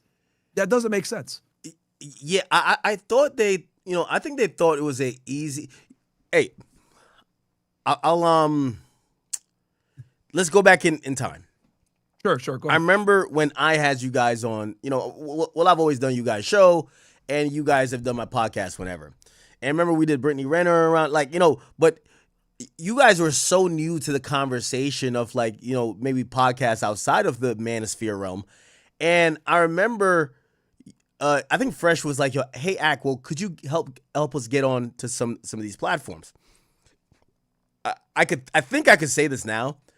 I remember Vlad was, married to. He said, hell no. Yeah, Vlad was married to a black woman. His wife said no. Oh. His wife said, fuck no. Happy wife, happy life. You didn't know this? So I didn't know. Because here's the thing with Vlad. I knew after the Kevin Samuels interview. Vlad only fucks black girls. Straight up. Only okay. He is devout. Okay. So he's Jewish too. So that's like another thing that he's gonna have an issue with me. Cause no. He'll rock with the Jewish stuff, but his wife, bro. When I pitched him, I'm telling you what he told me. He said, "Yo, listen." Okay. He says my wife wouldn't be into it, and that's one of those things where for him that's like a hard line which he would draw. And I remember because I was trying to help Fresh throw you guys alley-oops to get on other platforms, and a lot of people were kind of just saying no. And I remember Fresh at one point said, yo, you should try to help us get on Flagrant. And I had a relationship with them. And I don't even think I got a chance. So I think Fresh got that by himself. But they hit us up. They hit up Fresh because after the whole backlash with the we don't dabble in the dark, they hit us up to do something. I think they hit Fresh. But I was shocked, and I was just like, the mere fact that this wasn't a facilitated thing. This is probably the slam dunk. It's not a hit piece, but it's like, hey, our fan base, we're going to affirm everything they think of us, make these guys look ridiculous. And for those guys, maybe they feel they could convert some of our fans. It's one of those, it's like a toxic trade. And once I seen that. A lot of people think we had both at the time. I remember vividly, we're both right around 400, 500K subscribers. Both of us were growing at the same rate back then. So I looked at that. I'm like, all right, let's see how this goes. And it turned into so much hate though. Why did you? I mean, we went in there good faith, bro. We went in there good faith, trying to have a conversation with them. And then they come in with all the racist stuff. And then this guy, Akash, was just super rude the whole time, very dismissive, very being Was very, he rude or was he telling jokes? No, bro, he didn't tell any jokes at all. Watch the interview back. Bro, you can pull it up right now. We can react to it real time, and you'll see. He was being super rude, super dismissive, being very condescending, right? And we're just trying to have a good faith conversation, bro. We were there super respectful. And anyone that watched the interview back now will tell you, yo, why are these guys being assholes? And then here's the thing with Andrew, right? Because I knew what it was, because I did it before when I was on a job. He was trying to play the good cop. Akash was purposely being an asshole, and the other dude, Alex. And then the other dude, Alex, in the back was chiming in with his stupid comments as well, right? So they were trying to get a rise out of us or get us to apologize, and we didn't. And then what ended up happening was we talked about how modern dating has changed. We talked about how guys need to move differently with women, et cetera, et cetera. And it's funny because there's a clip in there, and I posted it. Andrew Schultz literally says in there, yo, well, if we get proven wrong 10 years from now, whatever, we'll have y'all back, we'll apologize, blah, blah. And I played that shit after the shit happened because everything we said was true. It was true. because both of them had just gotten married at the time. Both of them had, like, Akash said, like, apparently that was his first wife. He talked about that shit. And he said it was, and Akash was saying, we're lames for not dating our race. That's what he tried to say. And then Andrew was like, talking about, I just got married, blah, blah. Let me ask you a question, though. So, in hindsight with everything, and I know, again, I remember you posted some clips. I don't know if you put the sound effects, but that shit was gold. Perhaps his girl was doing a little bit of a comedy. Did people blow that situation? Because here's the thing, too. You know, I often kind of relate what they might have going on to what's that ugly nigga, the ugly football player with the big, he looks like Alien versus Predator. Everybody know who I'm talking about. Chat. All right, they're about to tell me his name. Chat's gonna probably, I'm looking at your chat right now too. Chat. Who's that ugly nigga with the big nose? Travis Hunter. You get what I'm saying? Yeah. Everybody was telling him, yo, you shouldn't be, but I could tell, like, people were unhappy for him. He was happy as shit. Whatever. So I guess, like, you know, and by the way, if you guys don't know Myron, like, you know, obviously we bring him on a lot of times. I guess in most recent times for, like, you know, criminal breakdowns, because he is a former law enforcement agent, worked with the feds. But what he does also is he does male self-improvement. He talks about relationship. He's pretty much like, you know, one of the top guys at doing it. Let me ask you this question. So don't you believe, for the Travis Hunters and the Akash Singhs of the world, where the world sees a problem with their relationship, but they seem happy as fuck. That's what. So I've always said, when it's different when the guy is like moping and you could tell like he feels stuck, and you're trying to like give him that pat on the back, like, yo, bro, you're better than this. You could leave. Yo, you're a decently attractive guy. You make some good money. You'll get another girl. That's one thing. However, when you got like a dude who maybe he's getting abused, but he's loving this shit. Like, he's like, yes, like he's salivating. How do you deal with that? Because I think that's Travis Hunter. I've told people leave him alone. Yeah, because they don't know what they're getting into. So, like, the thing is like, well, a lot of guys, their mistake is like they're not aware of female nature and they're not properly prepared to deal with what's going to come. And this is the problem with whores. Whores, she's not a whore, though. No, his girl was. His girl. No, his girl wasn't a whore. No, hold on. Oh, bro, she was a huge 304, bro. No. Huge 304. Okay, yeah, bro, now we can debate, Mark. We'll debate a little bit. She's not a whore, but I do think that how he described her sexually and her demeanor was much more. He described her as some type of saint. No, she seems like a regular girl, but I don't think she fucked a bunch of dudes, honestly. I really don't. But here's the thing.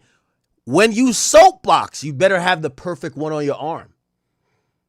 Bro, there's like lots of video and images of her doing some 304 shit. And again, like I said before, the biggest fear, right? Well, the biggest thing that like guys like mess up with is they're not able to identify a girl that's like not girlfriend material. They wipe that girl up and then they get put in a precarious situation later on, because hoes will ruin your life. We all know this. That's Promiscuous true. Women are terrible people. They will ruin your life if you don't know what you're doing. And as a guy that has money and status, she's obviously selling purity. She's selling, oh, I'm a good girl, blah, blah. Meanwhile, she's really a 304. So he doesn't know what he's getting into. It's like he's going into the slaughterhouse and he doesn't know he's about to get into the slaughterhouse. So that's why he was so happy, because he's like, oh my God, I got a bad chick or whatever. Probably the hottest girl he's ever been with, right? He's an ugly nigga. It is what it is.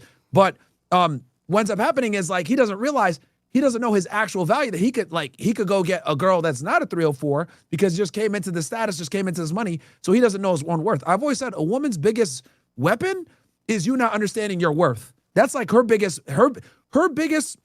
superpower is you not understanding your superpowers, which is you can replace her way faster than she can replace you if you got your shit together. And a lot of guys that just come into some money or some status don't learn that until it's too late.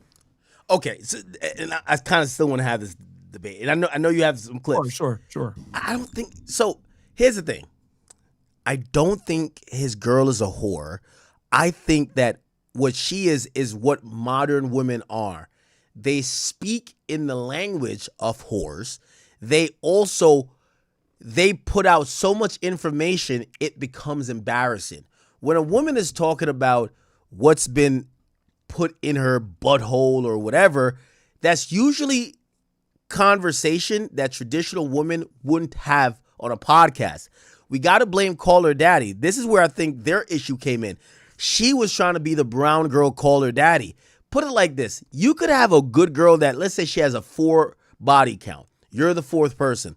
If she goes on there and be like, yeah, the freakiest thing I ever done was my second boyfriend, he fucked me behind the fucking Burger King dumpster. Like, the whole audience will be like, this is a fucking whore. She's not a whore. It's just that the traditional outlook of women, like, women used to be like cats, right? Women are cats, dudes are dogs. You never see when the cats are doing certain behavior. These days, women brag about it. Oh, no, I did this. Hey, this guy didn't want to go down. Like, when you hear women talk about that, it doesn't mean they're having a free-for-all in sex. It just means that they have adopted to the culture, that they're allowing conversation about their. Let me tell you this. Women used to never discuss their sex. I watch you guys' show. Like, women don't like discuss their body count. Most women, whores do. Right? Or women who are so indoctrinated into the culture, they think it's something to even brag about having, 10 guys fucked me. Usually women would be like, no, it's none of your business. Those are the professional 304s, but like regular chicks will have high body counts and they'll still hide it because women understand deep down, even the biggest feminists, that their body count is going to directly affect their ability to find a higher status man for some type of real security. So like even girls that like are super promiscuous or super feminist, they'll still not admit their body count because they know that it'll limit their ability to find a guy. So with this chick, like my thing is this, he could have got something better. And then even women, like, and I get what you're saying, look, just because a girl puts herself out in a certain way doesn't necessarily mean she's always promiscuous. I get that. I would argue that's still problematic. Even if she doesn't. I agree. Because I would argue she doesn't even have to have a high body count. Let's say a girl has 3 body count, but she behaves like a 304 on the internet for attention. That's terrible, and that's still not. She's still not worth. It goes to mindset. I agree with you. And it goes to mindset, and then also like your reputation. Let's assume everything is correct. Let's assume Akasha's girl was really a virgin when she met him. Let's assume that all the stories that she said were just tall tales to get attention, get some clicks, etc. It doesn't matter. The damage is done. Even if she is a virgin. The fact that she purported herself to be in that fashion has destroyed his reputation and his credibility because women don't understand this. This is why women need to shut the fuck up, and I really do think we need to take their rights away. And some people in your chat might get mad at me saying that. Let me tell you why I think we need to take some women's rights away. Women don't understand that when you are a 304 and you behave in a certain way, you could destroy your man's reputation, and then that's going to affect your ability to also eat as well. And if women don't lose status, right, by getting cheated on.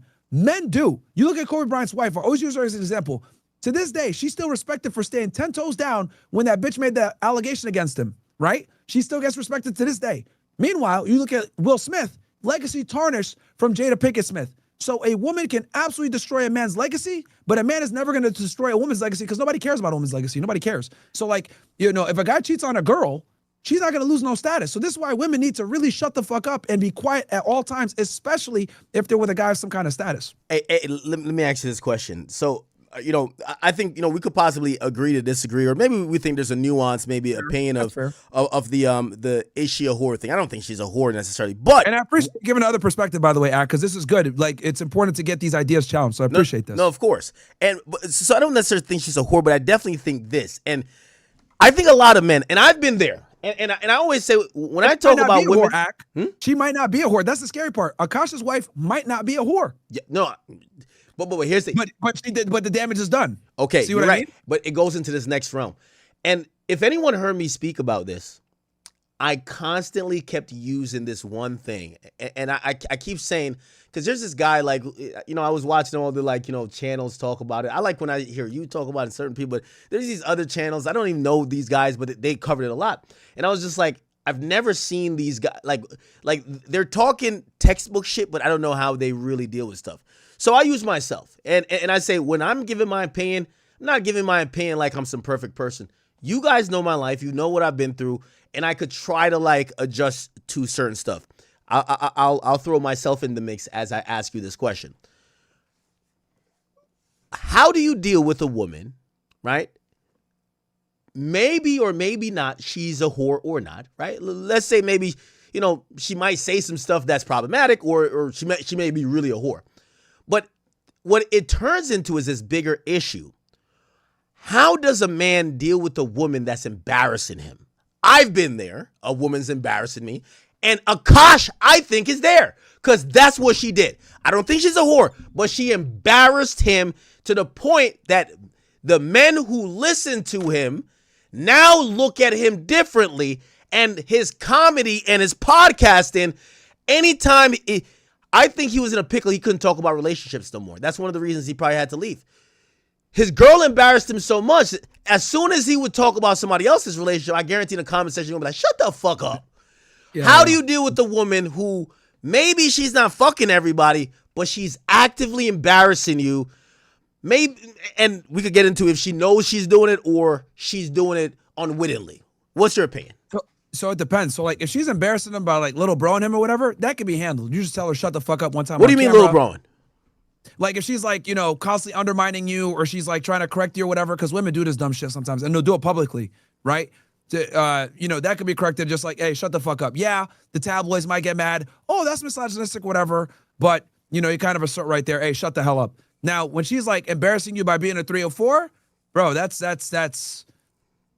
really bad, especially depending on the niche that you're in. But even if you're like a soy boy liberal progressive, right? Or you're like, in comedy, right? Like a field that doesn't necessarily matter so much with like your personal relationship, whatever, you still lose a lot of credibility because like with men, right? We care about like the person's background, right? Like for example, when I come on your show, even though there's a bunch of niggas that get mad in the chat, oh, Byron's a racist, blah, blah, they shut the fuck up when I talk about true crime because I know what I'm talking about. So they understand, even though they might not like me, they might not like what I say about, black women every now and then or Jews or whatever, they'll respect the fact that like, okay, though I don't like this guy, I will listen to what he has to say about this topic because he understands this topic because he did it for a while. Or if I talk about foreign policy, okay, this guy knows this, so I'll listen to it, even though I hate this nigga. Women, right? Like men are able to understand like this hierarchy, dominance-based hierarchies, and we're able to understand merit. Women don't really understand that shit. So with men, if you go ahead and you lose credibility, especially like with your woman, something like that, a lot of guys aren't going to take you seriously because it's like, bro, you don't even know got your shit together. We're not going to take you seriously because men care a lot about results and if someone's authentic. I got something for you. So yeah. And I think this is a cultural thing, and I've seen her do this, right? Okay.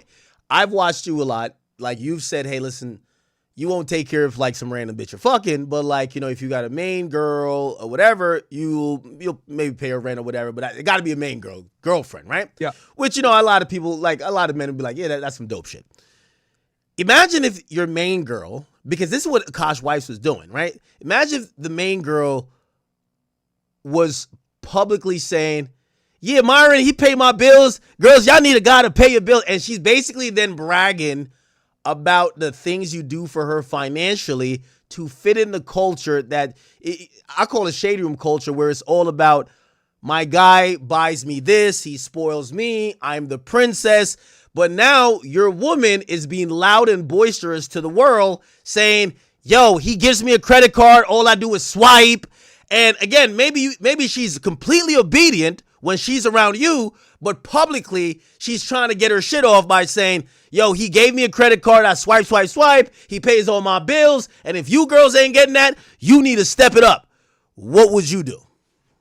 I would tell her to shut the fuck up, and I would tell her you can only brag like that with me saying it. Like if I tell you, hey, tell them how I treat you, and then she could talk her shit. But other than that, like, shut up, because I truly do believe, bro, the more women talk, the more it can hurt you as a man, because women like are dumb. They don't think before they speak a lot of times. And a lot of times when they say stuff, it can just only hurt you, or people are going to try to construe in a way that could hurt you. So I'm a firm believer that women are supposed to be seen and not be heard. And I think there's a reason why this has been a famous saying for so long, right? There's a famous saying in Spanish. They say it down here in Miami. The quieter you are, the prettier you are. Somebody probably could say it in the chat. The quieter you are, the prettier you are. And then you have the other quote, like, women are to be seen and not be heard. Like, I'm a firm believer that women need to shut the hell up in most situations because they talk too much and they say dumb shit. So if your girl said, hey, listen, well, Myron, you're doing a news show, I'm getting a podcast. I'm getting a podcast with my girl. And these days, people want to hear the woman's perspective. By the way, that is a lucrative type of thing. I laugh at her and I say, nobody wants to hear the woman's perspective. You guys are retarded. Your points are not invalid. Bro, female podcasts are trash. Let's be honest, bro. Yo. Let's be honest. Nobody listens to some female opinions. Nobody cares about female opinions. These women are stupid. Even call her daddy. Like, That's like their top shit, and that's brain rot content. Nobody gives a fuck about female opinions. Bro, there's a reason why you're the number one nigga in hip-hop. And all the dudes that are in top hip-hop commentators are men. All the top podcasters are men. Because men have to actually grind and be able to be charismatic, charming, be able to command an audience, be able to know what they're talking about. They have to have some structure of information. Like you right now, you have a music, catalog in your mind, right? That probably rivals like a computer damn near, but you're good at what you do, and that's why you're able to comment on it, and you can talk about it with your eyes closed. Women can't do that shit because women are not held to the same level of expectation of excellency like we are. Like they can just have some tits and be fine. This is why female streamers do so bad. They suck. Every single female streamer, fucking garbage, trash. Nobody wants to watch that shit. They're stupid. Wait, hey, by the way, little side note, we'll kind of jump onto this topic. Drew, you could make this another clip if you want. Hey, I seen you cover it. What did you think about the I was gonna react to that. So it's been this huge thing. I call it mainstream streamer beef and stuff. So a streamer, Bruce Dropamoff, has called out your rage and claiming that he's using the little sis method to get pussy. Now I'm gonna be honest with you. First of all, I rock with rage, but the Lil Sis methods is actually a thing. That's the thing. Yo, that is definitely a thing that people use to kind of like, inch in there with the chick. You know what's so funny? Yo, chat, I'm going to keep it a bean with you. By the way, I love rage. I'm not saying rage is doing this, but I do want to say the Lil Sis method is a thing. You've never seen these nigga Lil Sis the whore. Like the whore that's fucking everything. Yeah. They're only Lil Sis the good girl. The one that you gotta stay in the background for until she's ready to give it up. The whore is never Lil Sis. Nobody's Lil Sis in Samaya, right? Samaya's not getting Lil Sis. It's the one that you're like, oh yeah, she's hard to fuck. She's Lil Sis for now. Yeah. Right now, bro. She Lil Sis. Yo, nobody Lil Sis the hoe. Yo, while everybody's fucking a hoe, you don't see nobody show up like, nah, this Lil Sis right here. Y'all keep fucking her, but this is my Lil Sis. Fuck no. They Lil Sis the girl that they're like, you know what?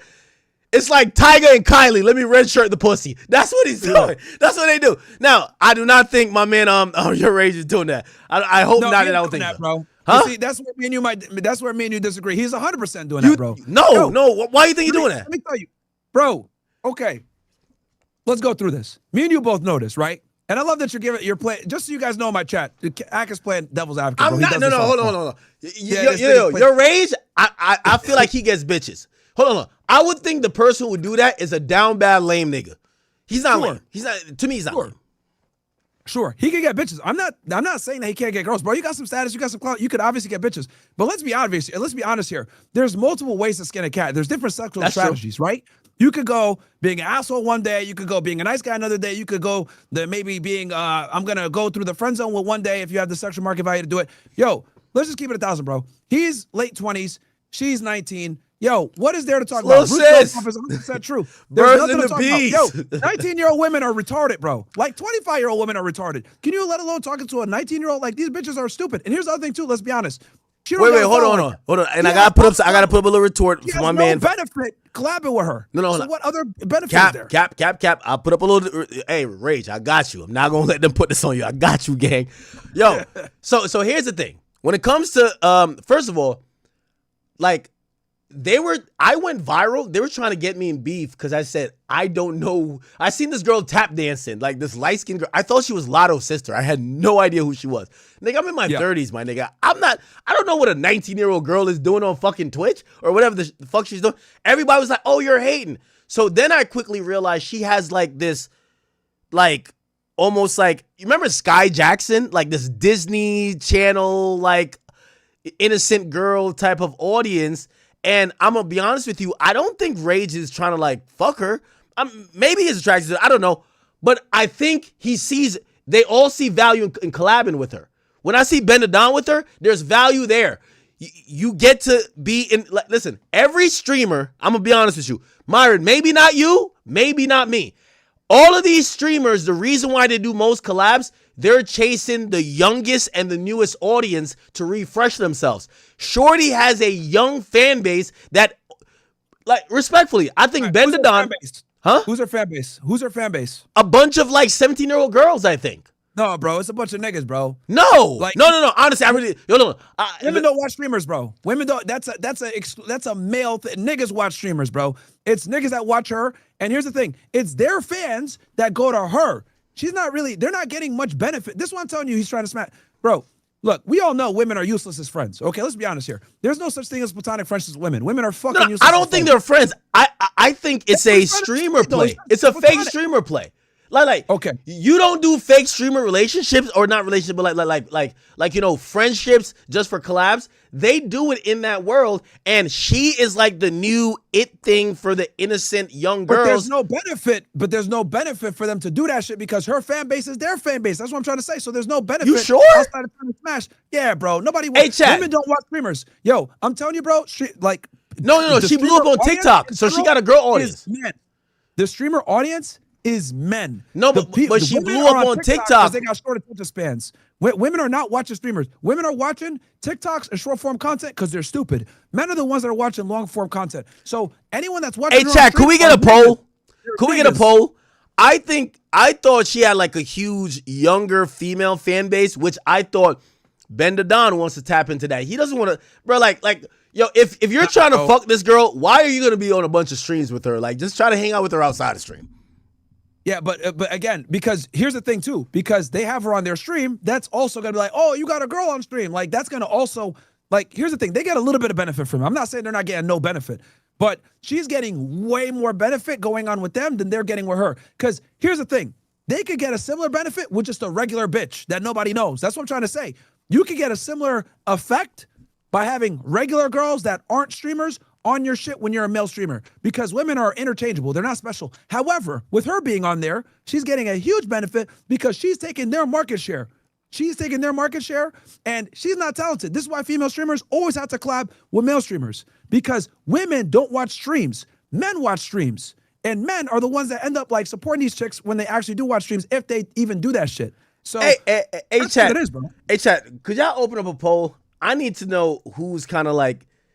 And by the way, I want y'all to be honest here, right? Like, you know what I mean? Somebody said I'm naive. No, listen, I'm not saying that maybe some people don't. They're giving the benefit of doubt. This is what I think. I think if she offered him the pussy, of course he would. Then it's not platonic. No. I didn't say it's platonic.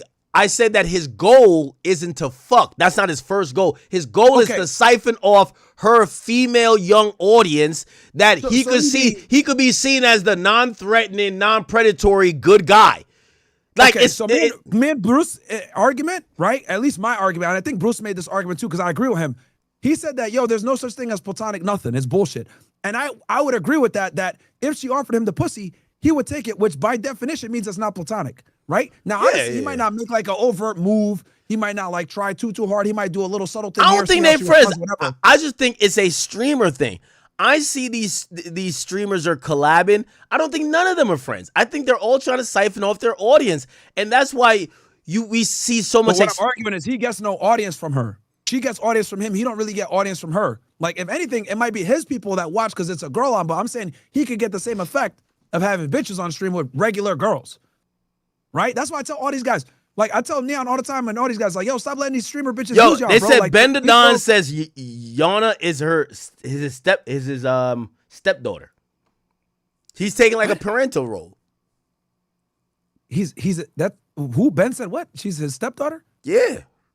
Bro, niggas always got some weird setups, bro. Like, bro, let's be honest. Niggas always got some weirdo fucking family setups, bro.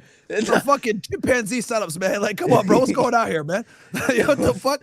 Nigga, like, yeah, it's my cousin's daughter, bro. Like, come on, man. Black people, man. Yeah, no. I mean, niggas in here chatting about it lose their minds. Oh, this nigga racist. Oh, I know I am. Cry harder, bitches. Wait, chat. I think it's about to go crazy. I think it's a business thing. Like for example, I'm going to lie to you. All right. So I'll give you 2 examples. And chat, y'all should tell me if I should do it. Now, granted, I'm the guy who they say, like, you know, goes at women, which I'm like, I feel like I go at everybody. But, you know, the women who don't watch me only hear me go at women because they only tune into women shit. Fine. There's 2 people who said they wanted to do a stream with me. One is Boston Richie's ex-girlfriend, which is Tatiana Chanel.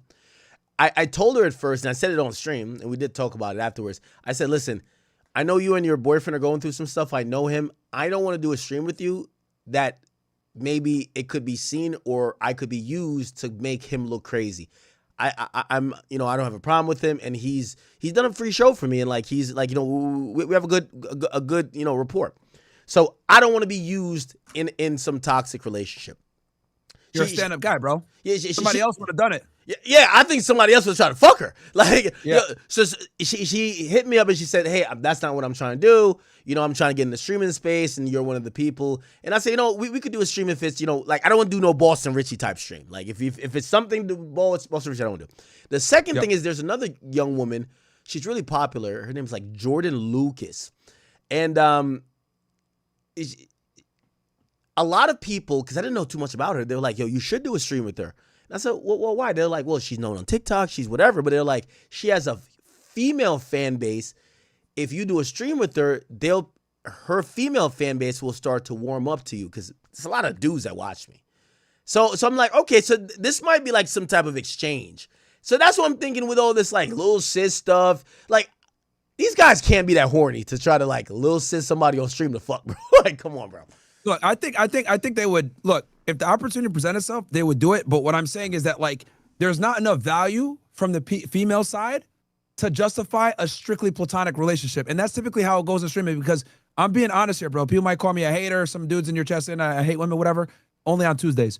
But the reality is that most women, right, are just not good when it comes to streaming. So they need to siphon off fan base from male streamers, because women aren't interesting enough to hold people's attention for long form content on a stream. That's why they have to do dumb shit. They gotta be, they gotta do gooner bait material, like this dumbass chick sent or whatever. She said, "Oh, I'm a hater, blah, blah."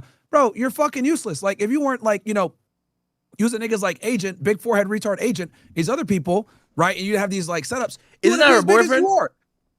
I don't know what the relationship shit is, but like she was siphoning, she was like, I've heard her name a bunch of times. I'm not too sure what she does. She posted some shit with her doing the Cinco de Mayo thing, like put on some short shorts or whatever, trying to goon niggas.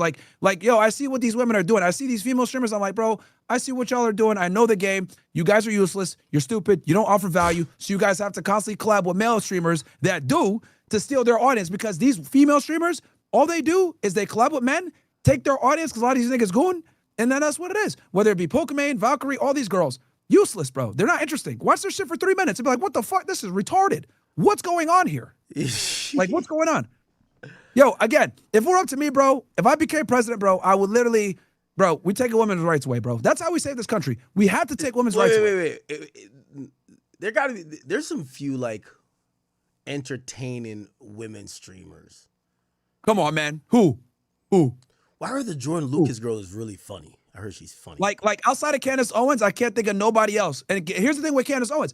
Candace uses no sexuality. She dresses conservatively. She uses her brain. 99% of female streamers can't do that shit. Candace is the only one that I could think of. Candace is the only one that I could think of that uses her brain and cover shit properly. All these other women like sexualize themselves because they're stupid and they have to. Yo, let me ask you a question. Yeah. I think that nigga Bruce might have cop blocked your rage. Like, imagine if he did. Now he can't have his arm around her no more. He can't just fall asleep on her on some little sis shit. Yo, can't do it. Bruce, that was a crazy cop block play you just did, gang. Like, like everybody knows. Yo, you know that one guy, he's like trying to like turtle his way to the pussy. He's been taking 5 years. Yo, don't be the guy who blows up his spot. You blew up 3 years of work. What are you doing, bro? That's what I'm trying to tell you. Like, yo, he definitely blew up his position, man. Yeah, that's crazy. Yo, Bruce, I fuck with you, but you crazy, you wild for that. And I don't really think, what's the name would do that, but still, bro, like, come on, Bruce. Like, Bruce, game is game, man. Yeah, he definitely, blew up his spot or whatever. But yeah, like with the whole your age thing, like, come on, bro. Like, we're not stupid, man. We know women don't provide that much value in a platonic situation. You're giving her way more value. You don't like your age? Look, I don't have a problem with him. I think he's kind of he's a progressive, bro. And progressives always piss me off, right? Like he's a liberal. He did some shit with Hassan, whatever. He said some shit about like me being racist, whatever before. Like, I just don't like these progressive niggas that like get, if you're over here calling niggas racist, bro, you're a bitch. I'm sorry. Like, everybody is racist to a degree. Like, this whole concept of like, you're racist, you're anti-Semitic, blah, blah. Wait, he dissed you before? Was that? Your Rage dissed you before? Yeah, he made some kind of comment before about like me being a racist or some shit like that. Yeah, you and him gotta get on a call, exactly. man. You and him gotta get on. He's a funny guy. He's no, I don't have an issue with him. I don't have an issue with him. I just saw this shit with Bruce drop him off, and I was like, bro, like this. Yo, Bruce, you fucked up for that. With this chick? Yo, Bruce is fucked up for that. No, that was funny though. He was telling the truth. Yeah, bro. but you was fucking up with that nigga's pussy, bro. Like, yo, what's up with you, bro? Like, yo, stop the cop blocking. Like, yo, you know how much, you know how much shit I done bought her as little sis, and now you fucked it up. I can't cash out. Like, get the fuck out. Yo, Bruce, mind your fucking business, nigga. Now he's got to transition to one of her friends or some shit and put it in work again. Like, it sucks, but he's not fooling none of us, bro. Like that. Because here's the other thing too with these guys, like, right? They gotta be like pro woman, right? That's the other thing too. Like they gotta be pro woman. They can't like no. Your age give it up. Your age give it up. Like he, from what I see, he's not that woke. Nah, man, he's kind of woke, bro. He's kind of woke, man. Really? Like he's very woke, bro. Yo, Yeah, bro. your age used to be like a fucking meme page, bro, a repost page. Like that nigga used to be like. Nigga, he did a collab with Hassan Piker. If you're doing a collab with Hassan Piker, you're a fucking leftist, bro. Yo, did you see what Hassan said about me? I did. I don't know why I called you a op. That's weird. Bro, we had such a respectful conversation. I tried to rope you in that you could, you be a little bit more informed on certain things. I thought it was cool. Like, I hate the fact, this is the only thing I hated about him saying I was an op. Is like, okay, if we have a political disagreement, I never called him out of his name. Actually, I can't even name off rip maybe like 10 things I disagree with him on just in the world and like politics. But he's one of the people that think that anyone who doesn't think like him is an op. And I'm like, that's the dangerous shit that actually makes people feel like they got to hurt people. Because he could just be like, yeah, me and act like, I talked to him for a little bit like, yeah, that guy has different opinions than me. And I would have been cool with it. But he labeled it like I'm his op. Like, and I'm like, huh? Well, here's the thing about progressives, man. Like, the thing with them is, like, if you don't agree with them, like, they dehumanize you, right? They call you a Nazi, a racist, a bigot, blah, blah. And they say that, right? Where first they dehumanize you. Then once they dehumanize you, then they're like, all right, it's okay to enact violence against this guy. They did the same thing with Charlie Kirk. That's why, like, the TikTok trend right now, they think it's funny that Charlie got shot almost a year later, right? Really? So, yeah, bro, like, there's a whole TikTok trend where, like, they're doing, like, a trend, like, people will be, like, in some clothes, like, it's mostly girls, they'll be in some clothes, and then they'll do a transition, and it'll be, like, the sound effect when Charlie got shot, and they think that's just funny. Like, the left is totally cool with political violence. They're totally cool with it, and they accept it. And I kind of analyze this. I'll tell you why. Wait, hold on. Wait. Are they totally cool with it, or they just don't seem to have a problem? But they're not actively like promoting that type of stuff, right? Nah, bro. Look, they do. Like, they might not do it at, like, overtly on certain platforms or whatever, but they're totally cool with that. And I'll explain why. If you look at it, right, it's in the word. Conservatives, we're here to conserve, right? We're here to conserve what's going on. Progressives are to progress. Every revolution to progress in general typically has to do with what? Violence. So leftists in general and progressives understand that to get their political ideology across, they typically have to protest. That's why they're way more likely to go out and protest than conservatives are. They're way more likely to do demonstrations, do sit-ins, etc. And they're more likely also to enact violence to push their political ideology. This is why, like, when Charlie got shot, they were all celebrating on TikTok. They think it's cool, right? They think it's funny. When Donald Trump got almost assassinated like 3 times, they think it's cool, right? Really? On the conservative side, like, we're not over here cheering for progressives to get killed or shot, like, because, like, we're like, what the hell's going on here? On their side, they openly cheer for that shit and they think it's cool. Yeah, hey, and I've said this, I responded to him, but Hassan, check this out, man. He said we kill Rick Scott. Like, he literally said on Twitter, oh yeah, you kill Rick Scott, right? He's advocated for violence against people before, but the reason why he gets away with it is because he's a progressive. When you're a progressive, bro, you can say all kinds of shit. This is why he still hasn't got canceled, despite the fact that he talks shit about Jews too. Like, someone that talks shit about them boys, right? If you're a conservative, you're gonna get banned. But if you're a progressive, using, like, the whole Free Palestine moniker or banner, right? And then, like, using that to shield yourself, you're not gonna get banned, which is what they do. Yeah, Hassan, man, listen, I think politics should be able to be debated in a public square without thinking that Agreed. maybe someone who has a difference of opinion, even if you feel like you've rationalized it or you've debated it and provided so many facts that, you know, you think someone would agree with you, if someone disagrees with you, that's not your mortal enemy. But here's the problem, bro. They don't want to debate. Because, like, when I go on these college campuses, like, and I actually talk to these libtards, these idiots, right, these progressives, whether it's me debating, critical race theory being a scam, is systemic racism being a scam, or, Jewish influence of America, or, women and male dynamics, whatever.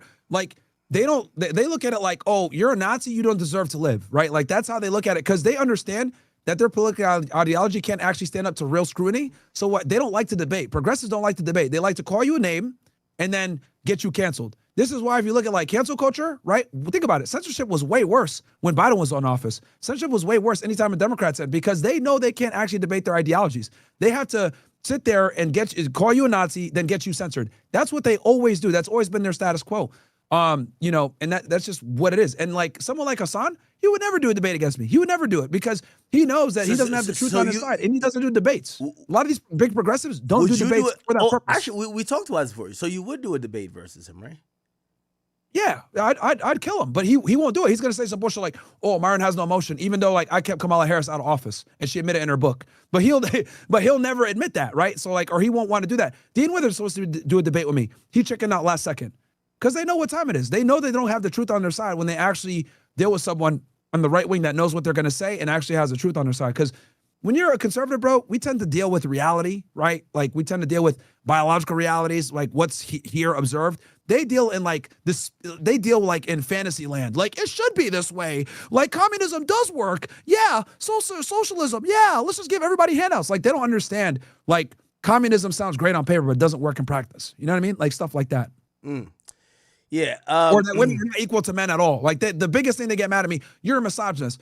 No, I'm a realist. Like women, quite literally, don't run society. They don't build society, and they shouldn't have any type of real power in society. And if you look at Western Europe, for example, right? Why is Western Europe getting destroyed by immigration, by open borders, etc.? Because women have positions of power and representation all across these Western countries, and they're getting cooked. You look at Canada, getting cooked because there's over female representation in politics. Anytime there's overrepresentation in female politics, you run into problems because women don't govern with the same level of rationale and stoicism that men do. They tend to appeal to emotion, and there's nothing wrong with that. They're very sympathetic. But that leads to issues when you look at governing a society. Like that girl, Irina Zarutska, the Ukrainian woman that got killed, stabbed in the neck. That dude was let out by a progressive female judge that felt sorry for him, even though he went to jail all those times, because that's what they do. They have a lot of sympathy, and that's fine. Nothing wrong with that. But you can't have these people in positions of power because then the society suffers. Okay. Let's take a quick sidestep a bit. Yeah, sure. And chat, I'm going to cover this in depth, but I do want to get Myron's opinion on this. So I'm hoping he's familiar with the topic. Steffon Diggs. Okay. Steffon Diggs had 5 hoes employed working for him. He's dicking them all down. And at the end of the year, he gave all them bitches a 1099. I thought that was a cold piece of work.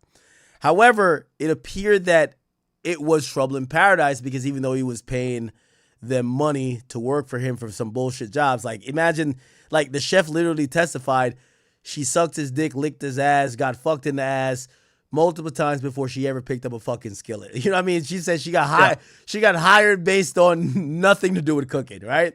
Yeah. So it comes to this part where a lot of people feel like the reason why he was in a criminal trial is that he did the cardinal sin.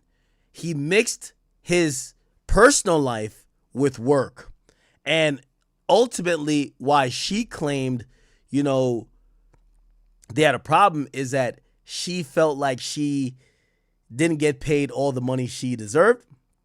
And then supposedly, while they were on good terms, he promised her, he said, hey, I'm going to invest in your business. After she fell out with him, she still wanted him to invest. And that's why she wanted to file criminal charges, and then he almost had to settle. What's your thoughts on dudes got a lot of money, you put all your girls on payroll? It can be dangerous to some degree. It definitely can be. You know, especially when you have multiple. And this is the importance of like you know, this is why I'm so transparent with women. I tell them, look, I'm going to have multiple girls. It is what it is. Like, you know, you can accept it or not. Because when you kind of like get a girl and you promise her that you create this premise of, I'm going to be monogamous to you, and then you cheat on her, or she finds out you cheat on her and you don't keep up with your promise. What I've realized is like women don't do well when they take L's. Like they don't do well like with like holding the L from a man. Like they're used to giving out the L's to men. So when a man gives a woman an L, it's like they got to get blood for that. Hey, so do you know the full story? So essentially, which I think this is a story as old as time. The woman that's the chef, she got this BBL. She probably think her shit is hidden. By the way, complete butterface, okay? Yep. She must be good at making butter beans because she definitely had a butterface, right? So she don't look that good. She's in her 40s, okay? By the way, they also testified in court. She was trash at cooking too. They said she was making him dried up hot dogs. She was like, yo, she said one time, she was like, yo, she was like, what does the chef make? Dried up hot dog, left it on the counter, no nothing. So listen, she wasn't really good at that. Anyway, let me break the scenario down. He hires like kind of an assistant, doesn't call her an assistant. He's fucking her. Her name's Lindsay. She's a younger, more attractive girl than the chef. The chef feels entitled. Why? The chef is the only worker he's fucking that's living in the house. So she gets to live in the house. Everybody else doesn't live in the house. What happens, other than his actual girlfriend, Cardi B, she's moving around like she's the queen bee. I'm the boss. I live in the house. You other bitches, he might fuck you, but you don't live in the house. What happens is she wants to go to Miami because she's done the greatest thing ever. I call her a bottom bitch. I'm going to tell you why.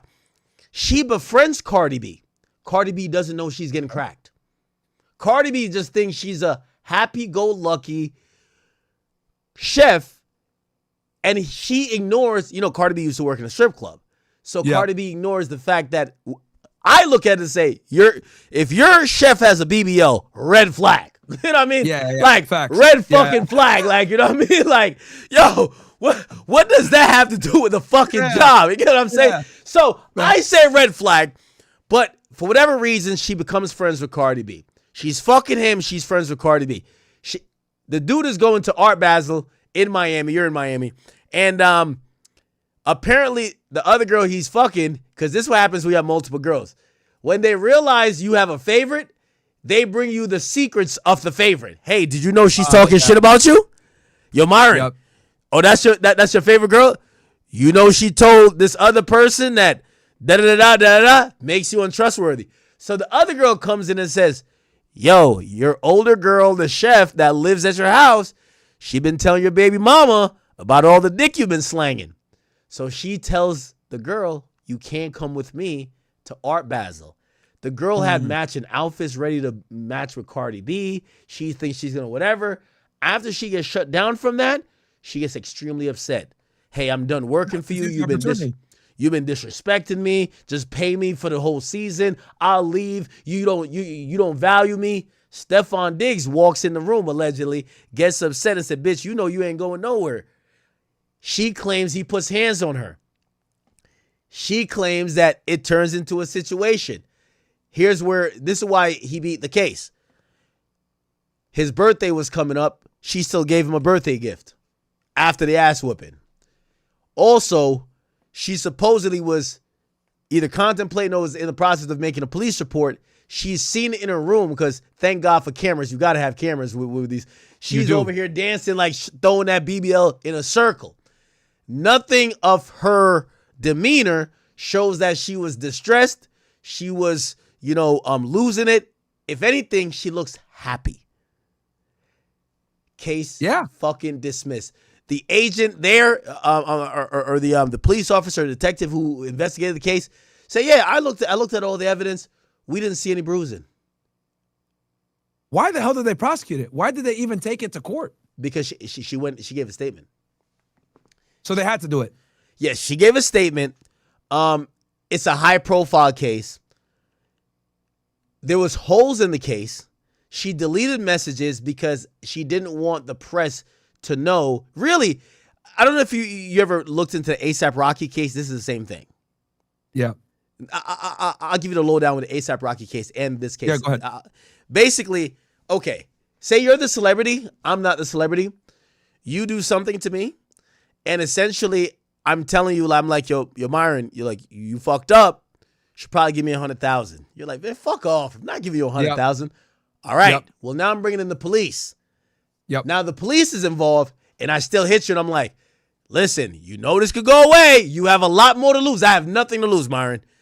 Yep. You should just give me the money or just make it whole. We're good. That's why A$AP Rocky beat his case. The guy literally said to a friend who actually betrayed him and gave the recording to A$AP Rocky, he said A$AP Rocky got a lot to lose.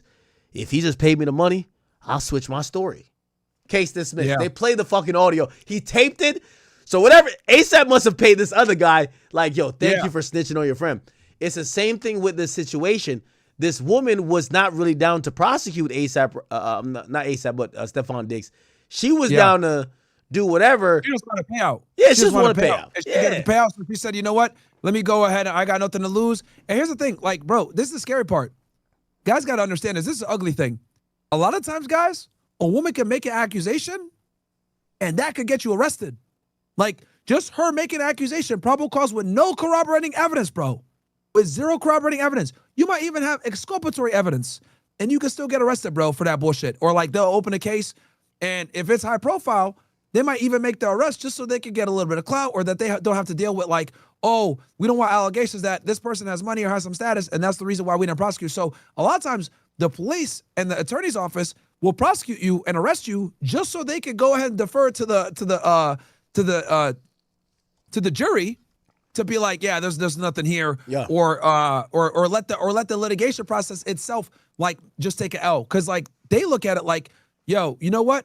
We don't want to deal with the headaches. This is someone's famous. We don't want to be looked at like we're like paid off or whatever, and they'll do it. But like the scary part for people is like, guys, you need to understand, bro. A woman can make an accusation, bro, just because she's pissed off, and you could go to jail off that shit. And it's absolutely nuts with no corroborating evidence. So I believe, so he beat the case as a criminal case. Some people think it's civil. She was also seeking some civil stuff. I don't know if she actually did file a civil case. That hasn't seen the light of day, but she did obviously request money. And supposedly she claims, at least she said on the stand, he offered her 100,000. The whole thing with this is that this is a police department. It's which PD did it? Dedham or something, like it's from Massachusetts. Oh, Dedham, Massachusetts. Yeah, I know what that is. Yeah. Suburb of Boston. They had to file this case. I'll tell you why. Because remember, the cop gets on the stand. Doing Dedham, bro. They got nothing to do over there. Yo, the cop got on the stand and said, we didn't have much evidence. The thing is that she made the statement, and once it got public, TMZ is picking it up. And TMZ picked it up. They linked the NFL to it. So now they were going to be looked at as, oh, you're the police department who's kind of sweeping this under the rug because this is a famous football player from your state. Yep, they had that in that case. And here's the thing with the state that people need to understand: the state has no problem with losing cases. They're not the feds, bro. Like they have no problem with cases getting dismissed, them looking crazy. Like they would rather, and this happens a lot if you look at like a lot of these police shootings, like especially if it's like a race thing where it's like a white cop and a black person. Like they'll bring the case even if it's a clean shoot because they don't want to deal with the backlash and the media scrutiny and the frenzy. So they'll bring the case, they'll prosecute the case. They don't care about losing it. The district attorney's office doesn't care about losing it. The detective doesn't care about losing it. They'll just go and they'll deal with it so they can like kind of push the buck. So the detective is like, all right, I'm going to do the case and I'm going to push it to the state attorney's office and then they can decline. State attorney's office gets it like, oh, we got to prosecute. It's in the news now. They prosecute. They indict. After they indict, then they're like, all right, let's go ahead and take this thing to trial. Or if it gets destroyed in a preliminary hearing or it doesn't even make it to, indictment or whatever, we do a probable cause arrest. So they will just do it a lot of times just to absolve themselves of the responsibility of the investigation. Hey, so what you're mentioning is the passing the buck thing. By the way, I think I told you this personally. Pass the buck, yeah. But also, I think I said this publicly before. Remember all, they try to bring up like whatever about some girl who accused me or whatever. There is no case. The police looked at. I handed over security footage. I got everything taped. They literally told me this. This is what they literally told me. They told me and my lawyers this. There's nothing there. We can't charge him. He's done nothing. However, this is before it went public. Before it went public, I guarantee. They said this to my lawyer. They said,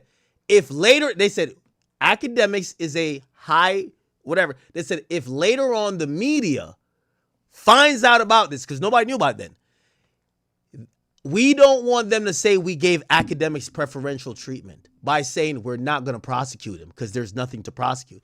We're going to put it in front of grand jury. I had a whole meeting with my lawyers about this. They literally said, so how it works where I live, say for sexual assault, if they look at the evidence and they have a panel. So the panel will say, this is law enforcement.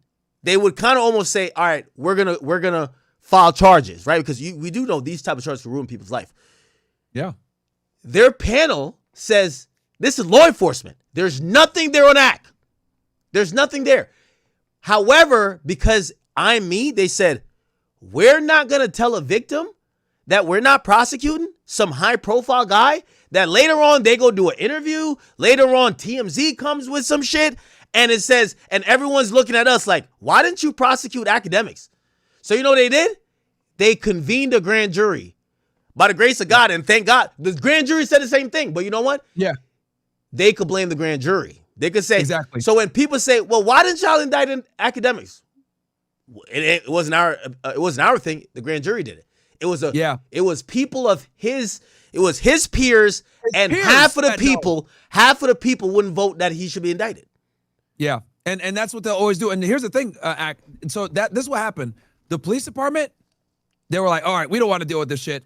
They passed the state attorney's office. State attorney's office was like, we don't want to deal with this shit. We're going to convene a grand jury. And then the grand jury got it. They knew it was bullshit the whole time, but they brought it. And then the grand jury's like, we're not going to pass a true bill on this. This is retarded. Why are y'all wasting our time? But they don't realize, like, the state attorney's office and the police department is doing that to what we call in the government CYA, cover your ass. Yep. So if TMZ or any of these dudes pick up the story, they say, get the fuck out of our face. We brought it to grand jury. We convened a grand jury. We went ahead and we did our part. Exactly. And that's crazy that they convene a grand jury. Because let me tell you something, bro. If you weren't you, they would have been like, bro, what the fuck? They would have asked her some more. They would have brought her in for another interview. Are you sure? Blah blah blah. But since it's you, they're like, okay, let's push it. State attorney's office. They told my lawyer, listen, this is I don't want to kind of air out because there is a head prosecutor and like the assistant or the deputy. Sure. So, but it went to the point where they're like, they told me because right around that time, people had tried to break in my house, and I remember the detective kept coming over and it was like, hey, that other thing, it was like, have they told you like you're all good? And I'm like, they haven't told me nothing.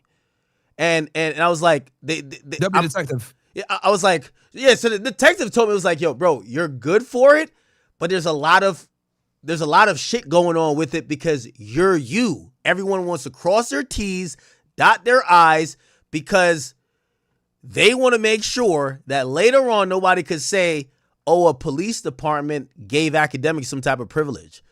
And at that point, I was just like, yo, what the fuck? But like, it turned out okay. But you get to realize that's how law enforcement works, right? Like you want to pass the buck, you know what I mean? It's like, you've been if we bring it on the Fed level, you write a criminal complaint. If that shit is complete bullshit, it's all on you. But once you get an indictment by a grand jury, it's like, okay, we're good, right? Like, I'm pretty sure AUSA, if it's like, okay, this is just signed by Myron Gaines, they're like, all right, cool, like.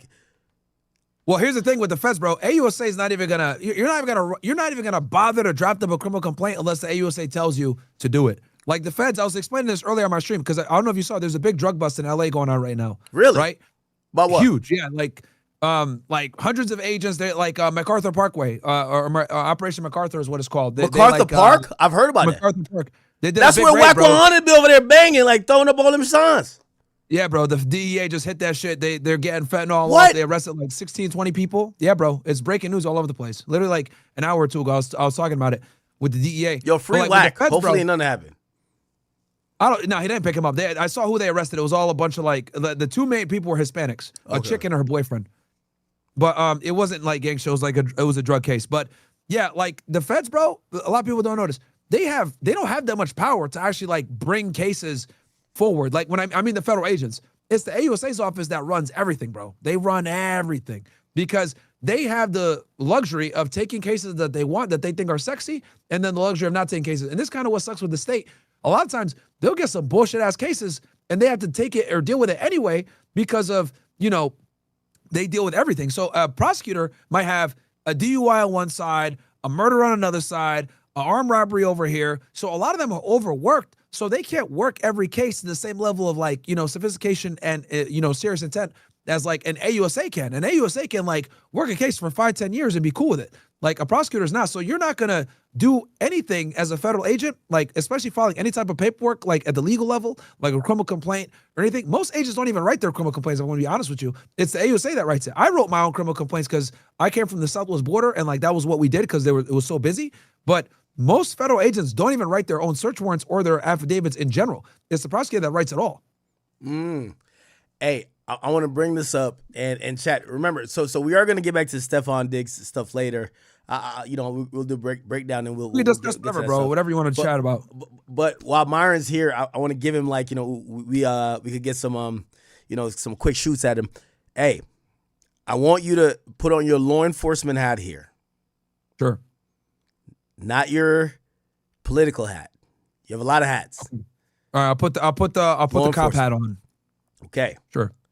So, there's a guy who just responded to me, and I reacted to some videos of his, and I reacted on Kick. We're talking about Chud the Builder. He's out of Nashville, Tennessee, or actually he's in Nashville, Tennessee. He's from Clarksville, Tennessee, and I'll give the shtick about him. Basically, he kind of like... I know who he is. Yeah, he goes up to people.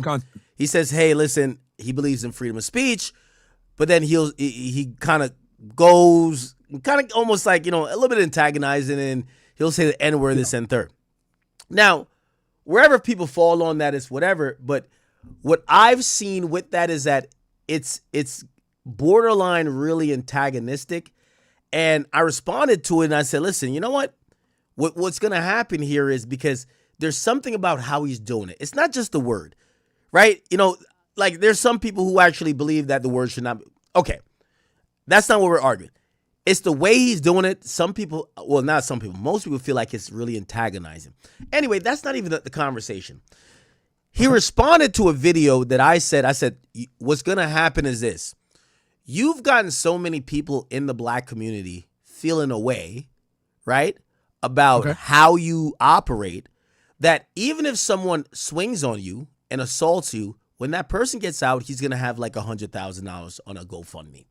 And I don't know if that's worth it because it's not that you're picking bad actors and most people will be able to agree with you like on how you're acting.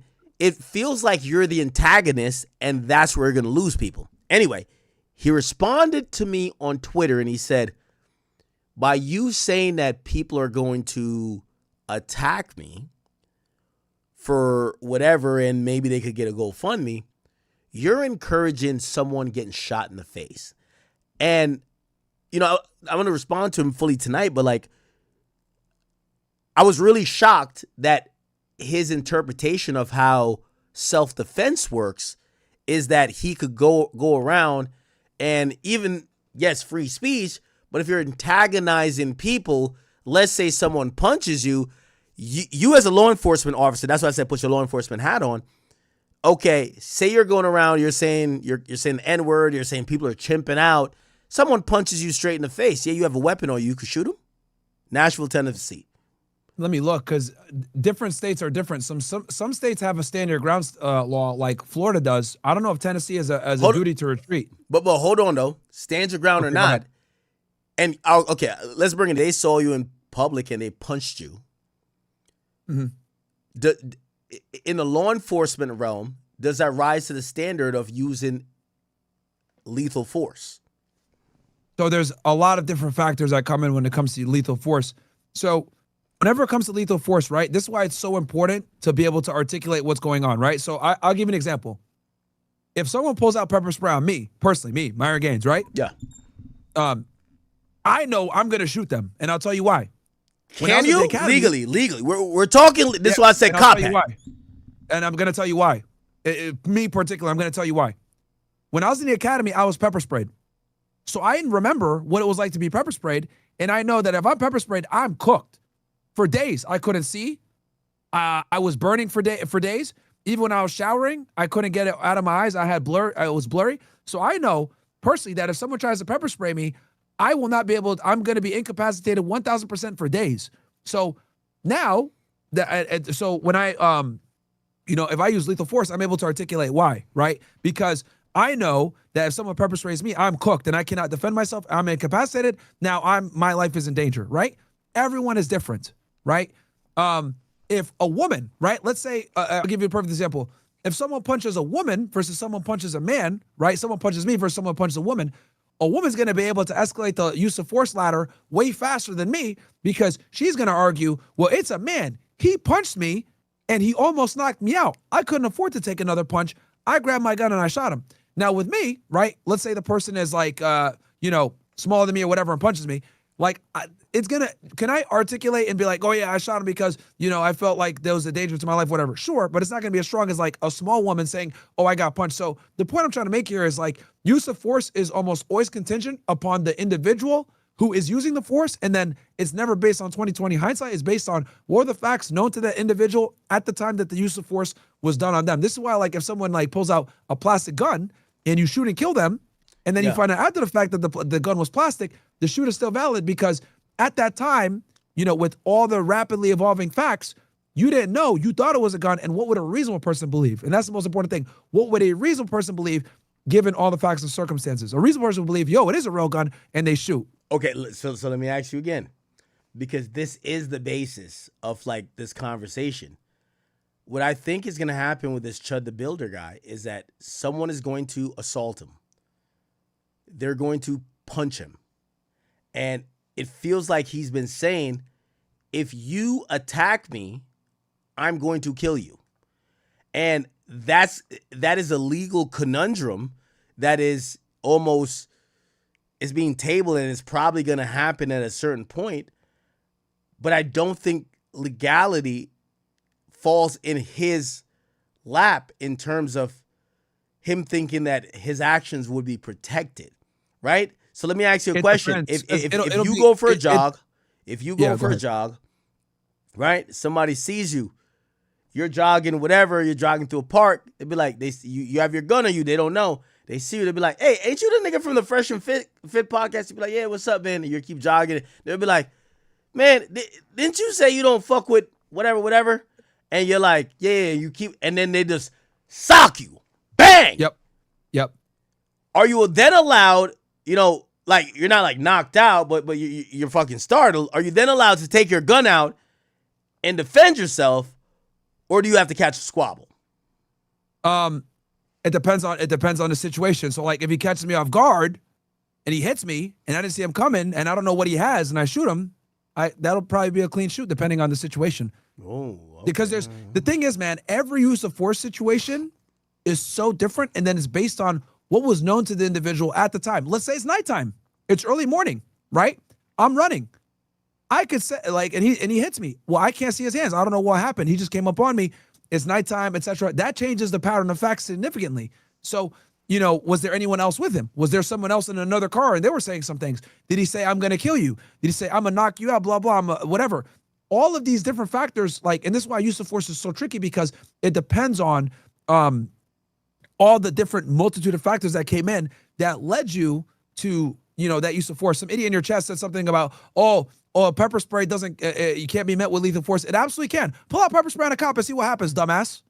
Some niggas are stupid in your chat, bro. No offense. Like, pull out pepper spray on a cop and see what happens. You're gonna get shot. 100%. Wait. You believe law enforcement would they would shoot someone who was trying to pepper spray?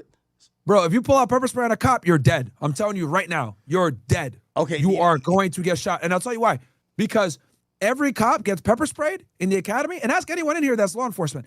Almost every police academy forces you to get pepper sprayed and definitely tased, especially if you carry a taser. If you pull out pepper spray on a cop, you're gonna get shot, 100%. Because people need to understand when it comes to police officers, they elevate to a level above the force that's being used against them. So if you go ahead and you punch a cop or whatever, right? Or you have like your hands, whatever, depending on the situation. They're going to pull out a taser. They're going to pull out a baton. They're going to use numbers. They're always going to make it where there's a saying, you go home no matter what. That's what every single police department teaches you. This is what every federal agency teaches you. You go home no matter what. You win every single fight. If that means you beat his ass with a baton, if that means you tase him, if that means you pepper spray him, if it means it's 70 y'all niggas and you whoop his ass, you're going to go home. That's what they teach you. That's why they're so aggressive if you ever show any type of force against them. So if you try to squabble up, they're going to tase or shoot you. If you try to pull out OC, you're 1,000% going to get shot. That's why some people in your chat are retarded. I know offense, some of y'all niggas are stupid and need you to shut up. If you pull out pepper spray, you're gonna get shot by the police. 100%. So you're gonna get shot. So I was thinking that maybe you would probably get shot because a police officer has lethal weapons on their person, and if they become incapacitated, you could probably use those weapons to not only kill them but kill other people. So they need to, number one, when you pull out anything, make sure that they're still vigilant and still within, whatever. So, sure, because they have the right to be the aggressor. So I understand what you're. Yes, that would be my thought.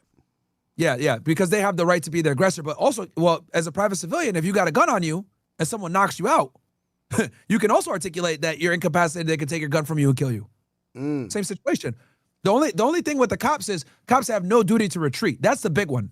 Like, police have absolutely no duty to retreat. So, like, when I was debating the Renee Good one and the Alex Pretty shit, people were like, yo, they don't have to do that, blah, blah. Police have zero duty to retreat at all. Wait. Could you give us a little bit? Is that the person that ICE killed?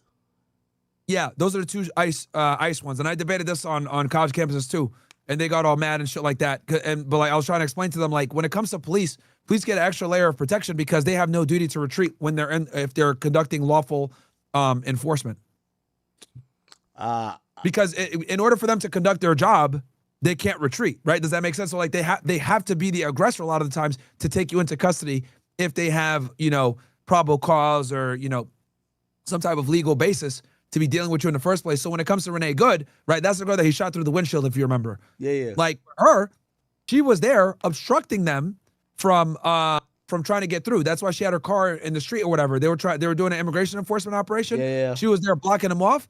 That was in Minnesota, right? That was, yeah, in Minneapolis. Exactly. And they told her, yo, move. She didn't want to move. They warned her twice. And then that's when they're like, all right, well, we're going to get you out. And then when they tried to arrest her, because she had been committing a crime, 18 U.S.C. 111, which is assault or impeding a federal law enforcement officer, right? Then she drove the car towards him. He had every right to shoot her because it's like, yo, that's a deadly weapon. And they were lawfully there and she was impeding them. And it is what it is. It's a clean shoot. That's why he hasn't been indicted. And I know a lot of progressives get mad about that shit, but police have absolutely zero duty to retreat when they're, acting within the confinements of their authority. All right. Same thing with Alex Petty. He got shot. That was the guy that had the gun on his person. People got mad because the gun that discharged, it got discharged because it had an accidental discharge and went off, if you remember. And it wasn't even the Alex Petty that shot it. One of the Border Patrol agents took the gun off of him, and then the gun went off. And then with the gun going off, they shot him and killed him. People were like, oh my God, that's so bad. They need to go to jail. They need to go to jail. Like, he didn't even shoot the gun. That's irrelevant. What would a reasonable person think at the time? You're trying to take somebody down. You hear a gun. Then you hear a gun go off. Yeah, they're going to shoot him, even though it was an accidental discharge, because the people that shot him had a reasonable belief that it might have been the perpetrator that shot the gun because he was reaching like this the whole time. The guys that shot him, people forget this shit. When he got shot, Alex Petty, he got shot from his left side, right? His gun was on his right-hand side. So the cops that were above him over here on the left-hand side, all they saw was this, right? Now, again, they can't see. They know he's right-handed, and they see that. Then they heard gun. So when they saw him doing this, even though the gun was off his person, and they heard the gunshot, they shot him. And that obviously, it's a rapidly evolving event or whatever. That's why they were cleared. Wow, I didn't know that. I hope that makes sense. But no, it is. It makes sense. Last thing I want to get at you, or not get at you, but present to you. Whatever you want to talk about, bro. It's been a minute, so we got a lot to catch up on, man. No. Like I have to. We got to double back to this. They want me to watch a couple of Steffon Diggs things, so I might have to call you a little bit later. But I want to ask you about one more thing. Yeah, man. Did you see Ruby Rose? Recently, she said, I think it will be super beneficial to society if all the down low rappers and athletes came out. It's okay. And people say, how would that contribute to society? She said, well, a lot of men look up to and idolize them. So it would influence them to be open with their sexuality and not live a closeted life. Now, I want to add that on to, so when the whole like Meg Thee Stallion, Klay Thompson thing happened, I basically said, listen, you know, I'm just going to call a spade a spade. This woman has never been seen in the ranks of like, since her career started, as like a viable candidate for a relationship. She's been seen as a bop. She's a late night ting. Her nickname is Double Cup, 2 cups of Henny. Everybody's hitting. Blueface caught some head after she got shot. The baby was fucking her. We had Tory Lanez. He fucked her and her friend. Like, this is like a chick who's like giving it up, right? Yeah. So, you know, in my opinion, I was like, hey, listen, I'm not too sure why people are so upset or even shocked that this guy won't put a ring on her finger. If anything, this kind of just shows that at the end of the day, some of these things that you guys act like, because they were saluting this guy just like Russell Wilson, like, oh no, not every guy cares about a body count. No, she could be a whore, but she could still get a guy. And when this kind of like came to fruition, they're like, oh no, it matters. So I guess my question to you, because what they said to me was, you and other people who are criticizing Meg, y'all are gay. You know, you're homosexual. You want to fuck Klay. You know, blah, blah, blah. What do you think about Ruby Rose and the others basically saying that if a guy is questioning how they're moving in certain type of ways, it's homosexual? So, all right, this is going to probably piss your audience off, but I'm going to say it. This is what black bitches do, bro. Black women are the biggest offenders of this. Now, do other groups of girls do this shit too? Sure, they definitely do. But I've noticed the biggest offenders of women that call men gay. Wait, I got to think. Chat, let's do a poll. We got to do a poll. You know, we got to keep it even here. White women call dudes gay too when they don't get their way, right? Is that a black girl thing? It's 100% a black girl thing, and I'll tell you why. So a white girl wouldn't necessarily call a guy gay if She will if she's ghetto. If she's urbanized, yeah. If she's ghetto, yeah. Like the ghetto bitches do it. Like, and here's the thing: black girls that aren't ghetto, right, won't do that shit. But it's a ghetto girl thing, and it just so happens to be a lot of ghetto black chicks. Being honest here. So the reason why girls like Ruby Rose and them like that say, oh, all these dudes are gay or whatever, it's two things. Number one, they're mad because they're whores and they got exposed for being whores. So their only fight back really is to challenge the guy and be like, oh, well, y'all niggas are all down low and gay. Now, here's the thing with women that I always kind of laugh at. Women only call you gay when they know you're not gay. And I was literally talking about this with India Love's whore ass yesterday, right? Because she was trying to say, oh, yeah, all these like toxically masculine men, they're all gay, blah, blah. Yo, have you ever talked to India Love? No, I never have. I never have. But she probably wouldn't want to talk to me because I'd say that she's a dumb thought too. No. Yeah. We got to get another like debate going on. Me, you, and like India Love. Like, remember we did with Brittany Renner? Sure. I'd be happy. I'd be happy to debate any of these thoughts. I mean, here's the thing. Do you think you could go toe to toe with India Love intellectually? She go with me intellectually, bro. This chick didn't even know what trajectory was, bro. She retarded. She was over here talking about like men being gay. But let me give you a perfect example of what I mean by this, because I was literally talking about this yesterday. So girls like Ruby Rose, India Love, etc., especially like these ratchet ass fucking like hip hop whores, they like to call men gay. But here's the reality: the only reason they call these dudes gay is because they know they're not gay, and they know by calling them gay, they're not going to face any real backlash. Because if you actually call a real gay guy gay, you're going to get canceled. You're going to get cooked. And there's a clip out where India Love was some other chick, and they went to a studio to get some studio time. This gay dude came in and said, yo, y'all got to pay extra $150 because you guys are a minute late. And he was very flamboyant, very gay. You know, he was snapping at them and everything. She didn't say shit, right? She didn't say shit. She walked over to the thing, walked over to her car after, and she was like, oh, man. And she started talking shit after the fact. And she was like, yeah, oh my God, there's so much stuff I want to say. Oh, well, why did you call him gay? I know why you don't want you call him gay, because he's actually gay. They will never actually call a real gay guy gay because they know that there's consequence to that. So the only people that they call gay are men that are not gay because they know they can get away with it.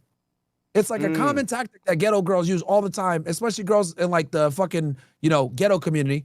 It's mostly black chicks, I'll be honest with you. It's mostly black chicks. Every time I get called gay, 9 out of 10 times it's by a fucking black bitch. Well, you're gay, nigga. I saw you in a bed with some white niggas. No. Bro, I've explained that a million times. White niggas do gay shit. They fucking break. I was on a rowing team. I was a Division I athlete back in the day. Niggas broke into the hotel room and woke my ass up. Early morning practice, because I would never wake up. And that's when the picture was taken. But obviously, context doesn't matter for these hoes. Everything is gay to them. And the only reason they feel comfortable calling you gay in the first place is because they know that you're not. Because if you were actually gay, they'll get canceled. So anytime these chicks say, you're gay, I'm like, all right, bitch. Like, that's a cop-out. You're a whore. You're coming up with a lie because you're mad that you got exposed for being a whore. So you're making up a nonsense, like, argument or a nonsense pejorative insult. Because when it really rubber meets the road, like that clip, I don't send it to you, Ax. You know what I'm talking about. When the road meets the road and they meet a real gay person, they don't say shit. They shut the fuck up. Also, gay niggas will slap them. That's another thing. Real gay niggas don't give women this, they give them the equality that they wanted. Like, they'll be like, what'd you say, bitch? Bong. And they'll slap them and cancel them after the fact. A gay dude will fight a girl and nobody says nothing. It's crazy. Yep. And they'll fuck them up too. So it's like, that's why bitches shut up when they talk to real gay niggas, bro. They don't say shit. Would you have Ruby Rose on your show or no? Sure, but she would never come on. She said that she threatened me one time that she would like get me clapped or whatever, killed. Really? She would never come on. But hey, if she wants to talk, we can. But yeah, she's cooked, bro. I mean, like these OF girls, like, I'd be happy to talk to any of them. Like, I would just tell them, like, yo, you're used goods. Like, just get a regular guy, be happy with him, and you don't deserve a higher status nigga, bro. I'm sorry. Like, makes sense. Yeah. All right, Myron. It's always good chatting with you. Yeah, I'm about to go watch this Steffon Diggs BS, and watch this fucking chef who supposedly is going to go from saying that she doesn't care about money, but saying that she was thinking about the $100,000 he offered, and her team came back with wanting $5 million. Crazy. Yeah. And I'll say this real quick before I go, just with the whole self-defense thing and the shootings. Like, it's really tough, man, to deal with, like, use of force and, a deadly force or whatever. Like, every case is super contingent upon all the intimate facts that are in there. So it's very hard to predict, what case will be, justified the use of force versus another one, because all these different factors are super important when it comes to the use of force. All right. So that's what I would say is like my final answer on that one. It really depends, bro. And I wish I could give you a more concrete answer, but use of force is so complex based on the scenarios that were happening during that situation and the individual that utilizes the use of force, what they knew at the time. 100%. Myron, thank you. I'll be in Miami soon, hopefully, and we'll get some shows in live. But thank you always for calling in, and I like our back and forth. I think people like it too. No, they enjoyed it, bro. Of course. I see that the viewership went up on your side. The chat is engaged. I know some of them are pissed off at me and they hate me or whatever. But hey, man, chat niggas, hey, you gotta accept it, bro. At least I keep it real. I'm an open racist. Accept it. Hey, listen. What I do think they like the combativeness. Sure. So. Sure. I think they'd be capping. Myron, thank you so much, man. Listen, it's always great. I'm pretty sure we're gonna have to tap in with you to figure out what's going on. Because, by the way, chat, maybe tomorrow we got to do like a geopolitical what's going on in the world shit. Sure. We probably cover Push Icy too. I didn't get a chance to cover Push Icy with you. That shit is crazy, bro.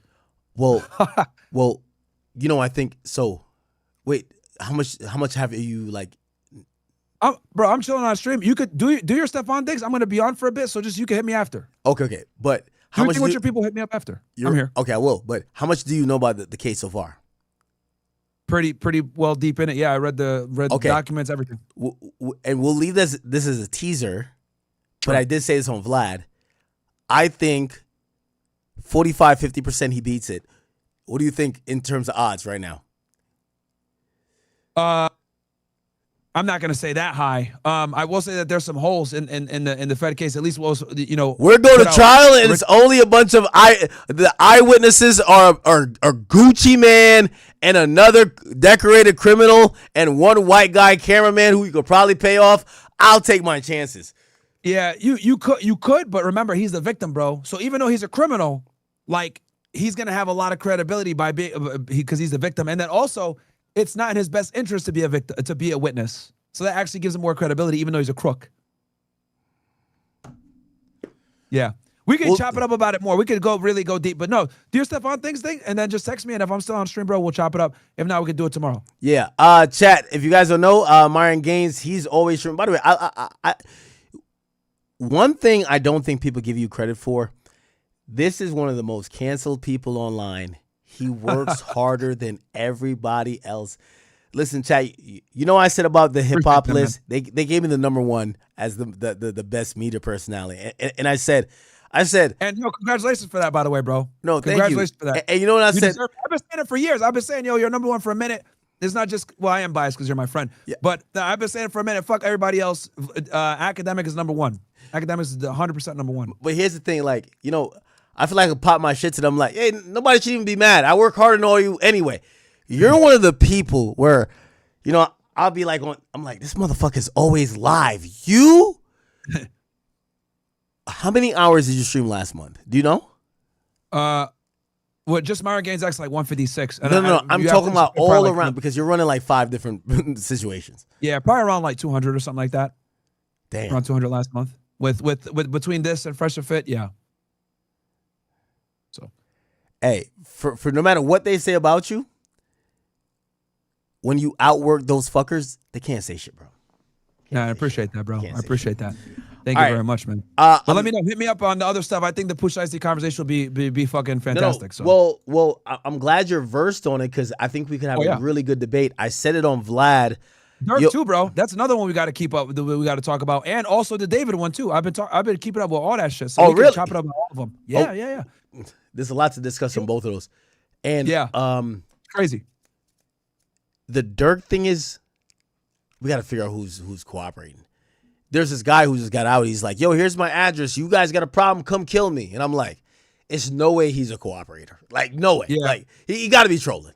Like, right? No, on the fence, they got more, and then also keep in mind, bro, they got a lot of like strong evidence that stands on its own with like the credit cards, the people being there, the hotel reservations, all that shit, man. And that's why the trial. I know he's gonna go to trial. That trial is gonna be crazy. We need to go. Okay. Last thing, again, we got to talk about all these things. These are probably hour-long conversations. I'm up on all these cases, bro. So like, let me know. We'll do David, it. What's your percentage on he could possibly beat this, or you're like cooked? I'd say like 90% chance he's cooked, bro. Why? It's very bad. Some of the most incriminating evidence, bro. The finger being cut off that ties him, like, because you can make the argument, yo, maybe he didn't kill her, bro. Maybe he didn't kill her, bro. The fact that her finger was cut off to conceal the tattoo, the matching tattoo, that's pretty profound. The footage, right? Obviously, the fact that she was in his Tesla, registered in his name.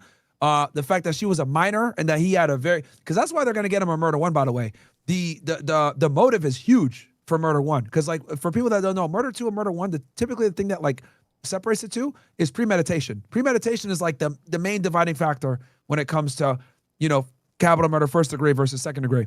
And in his case, he had a lot to lose. That's why they're saying financial gain, even though it's not really, it's more about financial preservation, because her being a minor, potentially being pregnant, obviously the vicious way that how he got rid of the body, lack of regard, her being a minor, all that stuff, like, and then the fact that like he had his album coming out 2 or 3 days after the murder, like that sets the motive like perfectly. And then the thing that really fucks him up, like I think that like is almost like the fingerprint almost, is the fact that they took care to remove that tattoo. Because that's what ties him. And let me ask you a question again. We're gonna just leave this as a cliffhanger in full totality, but you're a law enforcement agent. You know how dumb criminals get caught. I felt there was a moment that he probably thought he was outsmarting the average bear. Where do you think he went wrong, or if he was trying to like remain out of the winds, what did he do wrong here? Let's not spell it fully out, but give me 2 things you're like, dude, you fucked up. Where? Yeah. So number one, having all the CP on his phone, like all the evidence of him being in a romantic relationship with her, that because people keep in mind, even if they don't get him on murder, and I want everybody to know this, even if they don't get him on murder, he's cooked on possession of child pornography and a relationship with a minor, right? Like the feds can come in and take over the CP stuff if the murder case fails. So that they got him already. The CP stuff is cooked, right? That's just the foundation for the murder case is because he would get caught with the CP, which is why he had to get rid of her. And then arrogance, bro, just straight arrogance. Like it's very obvious that this guy was very cocky. He thought he couldn't be touched. Which me and you've been around famous people. We know how they move, how they think, and how they behave. So just wild arrogance. And I could go into more detail when we have our conversation about like some of the things that the mistake, like the clear telltale signs for me. Like this dude was just being arrogant. But yeah. Yeah, you went from getting 2 chainsaws, trying to like really conceal the body, cutting off the finger, and I don't know why he didn't like postpone his tour. Like he puts the great idea was to put her body in the front of the Tesla in like a cadaver bag and like some trash bags, and then just park it 3 streets over. That seems weird. Yeah, that's like foolish. And look, and because some people might say, because his defense is going to say more than likely he didn't kill her. My thing, and I think, again, this is a slept-on piece of evidence that people haven't kind of picked up on. The thing that ties him to the body the highest, in my like just me just putting on my law enforcement hat, the fact that he took the extra step of removing the matching tattoo. That is very important, and not a lot of people are paying attention to that because his defense is going to try to say, their argument is going to be, he didn't kill her. That's what their defense is going to say. He didn't kill her. Yeah, maybe they had a romantic relationship. Maybe she was a minor. Fine. My client didn't kill her, and you guys can't prove that. That's what his defense is probably going to come in with the angle, I presume. Interesting. Myron, thank you. Thank you so much. Hey, man, it's always great talking with you, bro. We'll chat it up about the other stuff. Let me know. I'll probably be on stream late, so if you're still on and you want to yap about the other stuff, the criminal stuff, let me know. All right. Got you, brother. All right, bro. Peace. Later. Holy, Chad. Holy. All right. Okay. Wait, how do I... Oh, I turn the camera off like that. Then I go here and activate it here.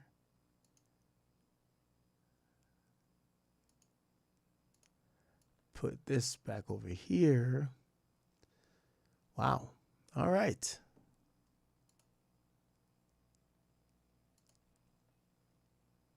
Okay.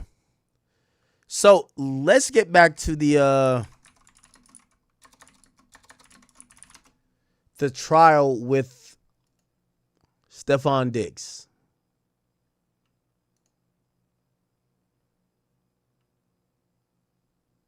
Where are we at with it?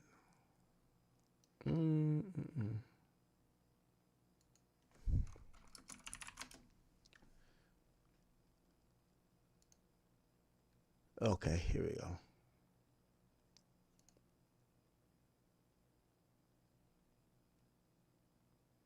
That was the verdict. We know about the verdict.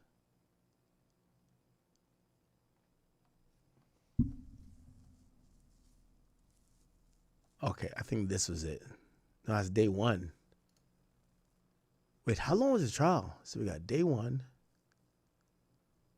And where's day 2?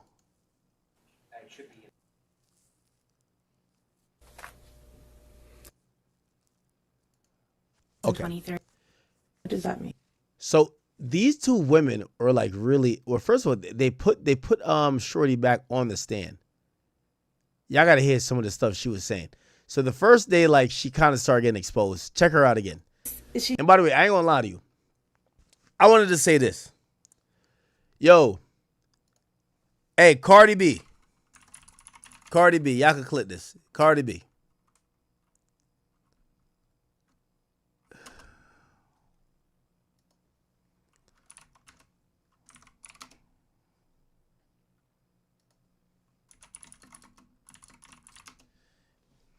Yo, Cardi B, come to the front of the congregation. I got to be honest with you. Man, I seen Cardi B at the goddamn Met Gala. Cardi B looked like, fuck the snack, fuck the meal, nigga. She looked like the whole pantry.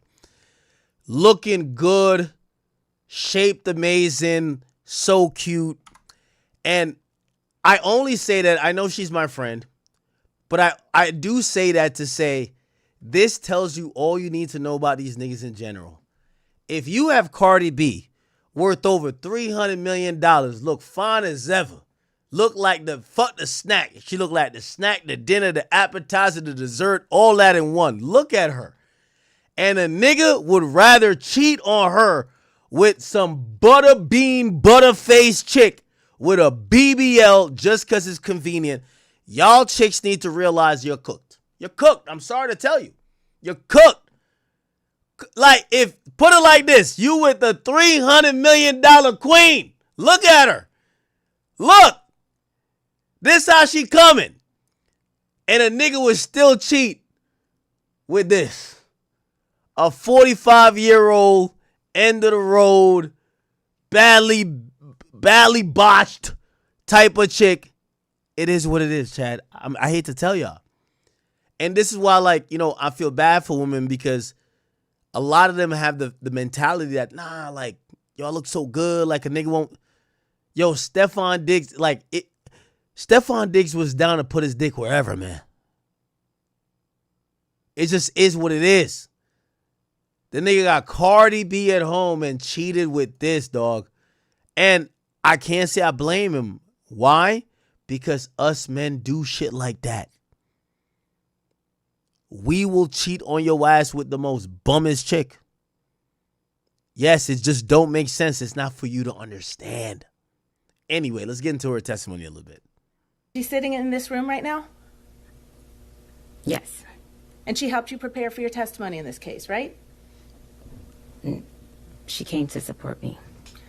She came to the meeting with the Commonwealth's lawyer to help prepare you for your testimony in this case, correct?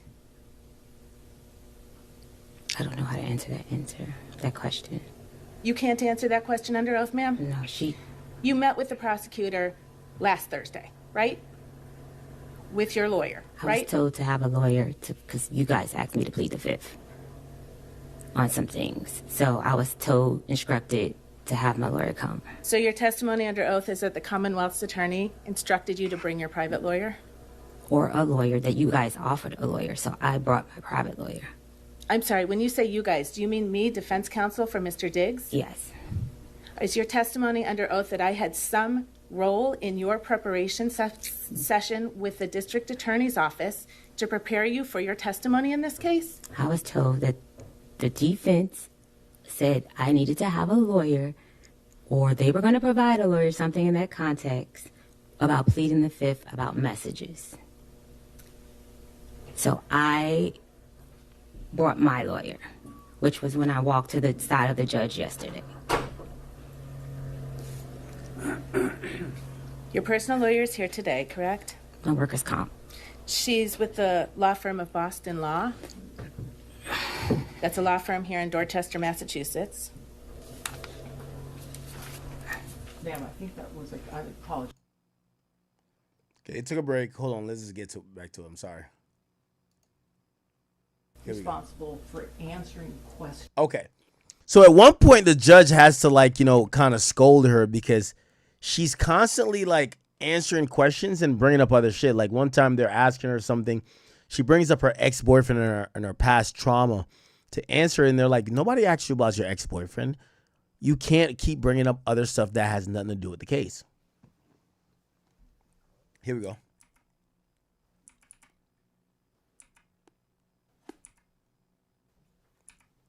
Here we go. And it's more critique. If you don't understand a question, you can say that. And I'm sure counsel will rephrase. If you can't hear a question, tell them that as well. But courtrooms function in, and especially trials, unfold in a question and answer format. This is not an opportunity for you to interject your own narrative and evade responding to questions the court deems appropriate. And if you continue to do so, your entire testimony may be stricken. Am I clear? Yes. The jurors.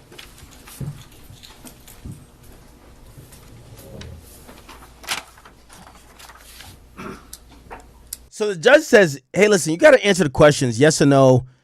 Don't bring like, oh, well, the reason why I said this is because back in the day, somebody did that to me. Nobody cares.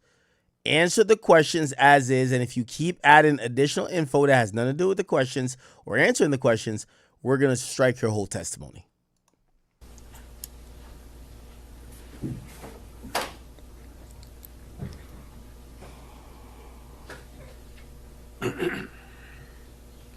All rise, jurors enter.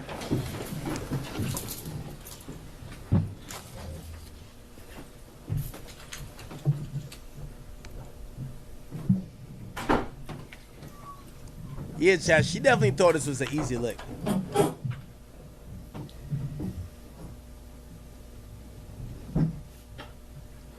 Thought this was an easy lick, Chad.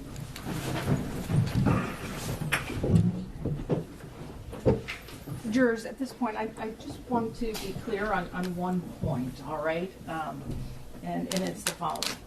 You may not consider anything you heard that was stricken from the record. When an answer is stricken from the record, it does not exist. And in determining what the facts are from this case, you're sworn to determine those facts solely and exclusively from the evidence presented, and you may not consider any answer that I have stricken. All right? All right, thank you. You may proceed. Thank you, counsel. Ms. Adams, 3 weeks ago, your lawyer demanded $5.5 million from Steffon Diggs, correct? Wow. Big news. So 3 weeks ago, her lawyers asked Steffon Diggs for $5.5 million.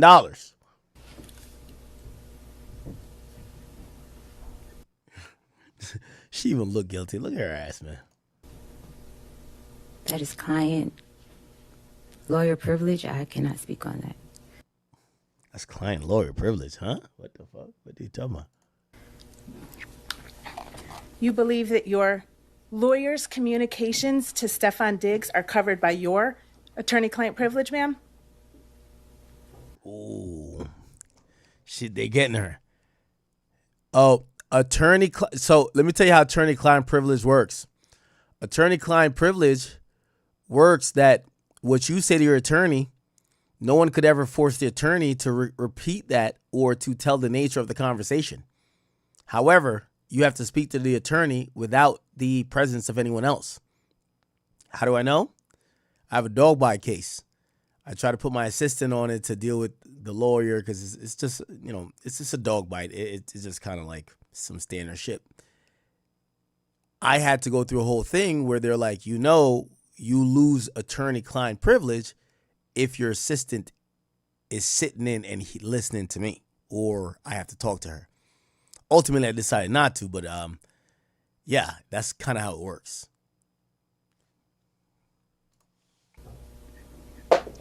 I can't answer that question. I don't know the answer to that question.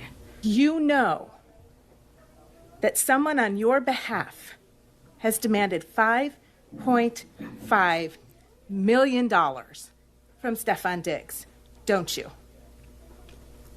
I have a workers' comp claim, and Your Honor? I've explored all civil options. Ma'am, I don't understand. are you able to answer that question? No, I'm not. Your ass understand the question, man. Your ass trying to stick that nigga up, man. Stop it.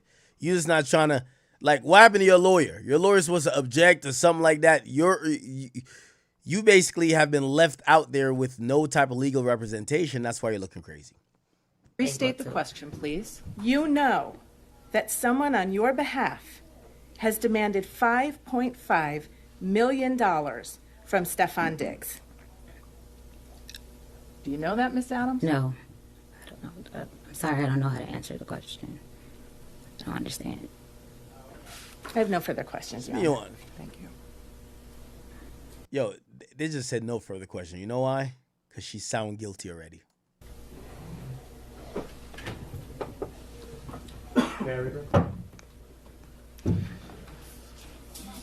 Your Honor, before we direct, may we be heard at sidebar? Of course. Thank you. You take a sidebar.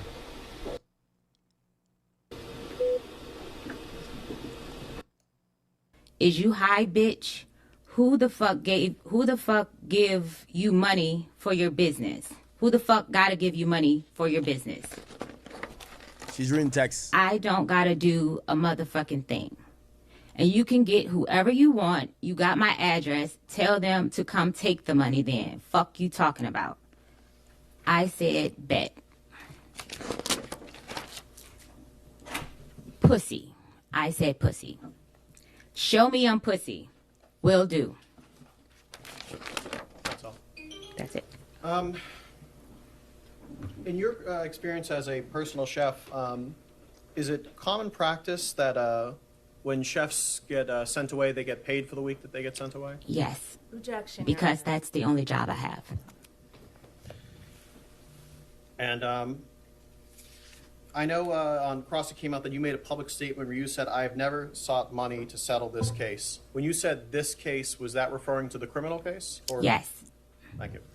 No further questions. Very briefly, Your Honor, if I may. Go ahead. That series of text messages that you just read, that was in response to you saying after you were fired by Mr. Diggs, you will be paying me out for the season and the money, I'm sorry, and this is on page 113 of Exhibit 3. You will be paying me out for the season and the money you said you would give me for my business.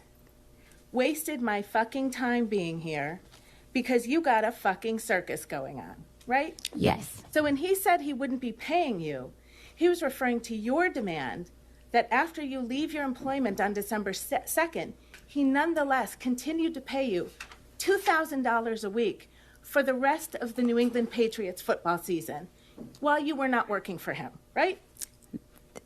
That's not how it goes. You will be paying me out for the season, right? I was a contracted employee. It's a yes or no question, ma'am. I don't know how to answer that question. Sorry. And before you said that, if you turn just one page back to page 112, what Mr. Diggs said to you that you were responding to was, I'ma leave you be. Thank you for cooking for me for this season. I appreciate you. Hate it even got to this. That's what you were responding to when you told him he would be paying you out for the season, right? No, it's a full context of those messages. Ma'am, was the message that came from Mr. Diggs that preceded your demand that you be paid out for the season, thank you for cooking for me this season. I appreciate you. I'ma leave you be. Can you say that again? Oh you my can look gosh, right she down being there obtuse. on page 112. I'ma leave you be. What was your question? I'm not finished. Thank you for cooking for me for this season. You can read along and correct me if I get it wrong. I appreciate you. Hate it even got like this. Right? That's what it says, yes. Okay. And you were really hoping that Mr. Diggs would give you some money so you could open your own restaurant, weren't you? Objection. That was our agreement. That was what you wanted him to give you, right? That was an agreement. Ma'am, is this a contract suit?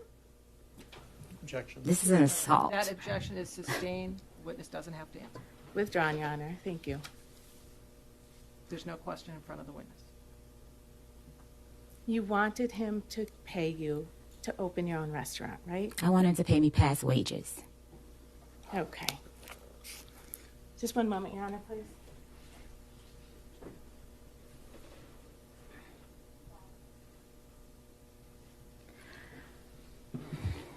She's getting uncomfortable, y'all. No further questions, Your Honor. Thank you. Anything else? No redirect, Your Honor. All right. Thank you, ma'am. All You may right, so step down. she gets off the stand. Now, the person that got some interesting stuff is this woman here. Check this out. This woman right here. Just watch your step. You're going to remain standing, basically. Please raise your right hand. Do you solemnly swear the testimony you're about to give in this hearing shall be the truth, the whole truth, and nothing but the truth, so help you God? Yes, I do. You may sit or stand, whatever you feel comfortable.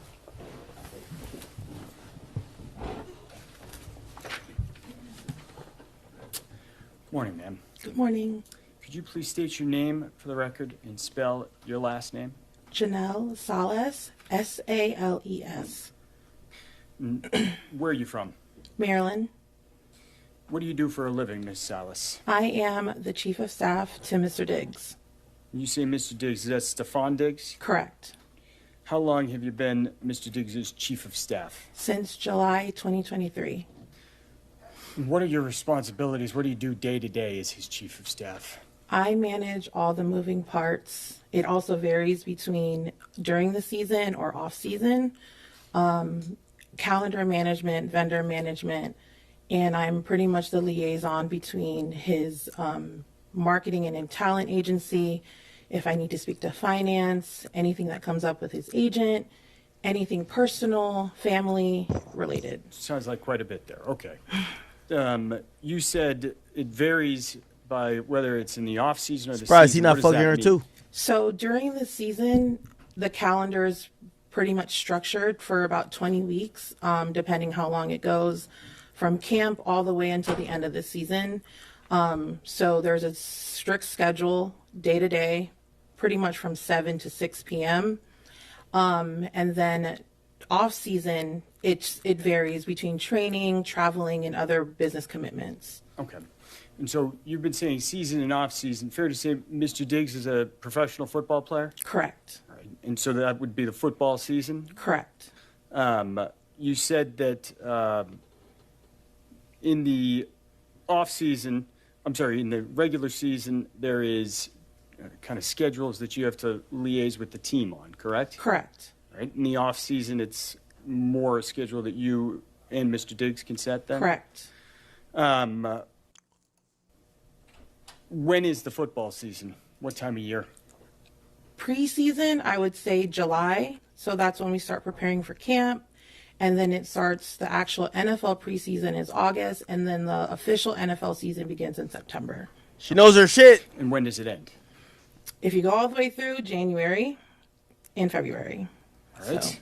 So December is during the season. NFL season? Regular season. Regular season. Among the things I think you just mentioned that you have to kind of arrange is living arrangements, places to live. Correct. All right. And have you lived in different places? Or have Correct. you helped kind of secure Yes. housing over different places? Yes. And where's that been the last few years? When I first started with him, it was between Buffalo, Houston, Miami, and then as of the past season, Dedham, Massachusetts. All right. How did that house in Dedham, Massachusetts come to be the place where Mr. Diggs lived? I got connected with a realtor through a mutual business associate, and he found this open home for rent because the goal is to rent a home. And so they found this space, and we looked at it. We did the walkthrough, and it was pretty much the only one that was really available in the area because it was super limited, and it fit the Let me needs. just stop you there. I'm sorry. Okay. So you were involved essentially in setting up that house? Correct. All right. I want to talk to you for a moment as well about other employees, contractors, those types of things. Okay. Are you involved at all in hiring or kind of arranging different services? Yes. Right. And so what would those be, generally speaking? During the season, it would be his wellness and maintenance schedule. So it's massage therapists, nurses for his IV therapy, hair, nails, esthetician, just pretty much did regular maintenance on his body to just keep him going throughout the season. Okay. And in terms of any other employees, have you had to try to, arrange for flights, Yes. drivers? Correct. She like the what Christina about Karam, if you remember who that is. This past one, we were just familiar. He was friends with her. All right. Let me go back before. Have you hired chefs before in the Correct. past? Yes, I have. All right. Yes. In terms of just kind of the process of hiring drivers, chefs, masseuse as anybody else. Is there a normal process for engaging someone for their services? We vet them out. I typically have, I ask someone that was already a trusted resource, and I vet them out through them. We get paperwork, we come to agreements to terms. Sometimes they have a contract, sometimes they don't. Sometimes they have an NDA, sometimes they don't. It really is dependent on the relationship. And also, especially if they're new, they get the full-on package, basically. NDA. All the paperwork you just W-9, described. correct. Okay. So you mentioned you didn't have paperwork for the most recent chef. Is that fair to say? Correct. And what's that person's name? Mila Do you know Mila's last name? Adams. All right. When the did chef. Mila Adams start working as the chef? July of 2025.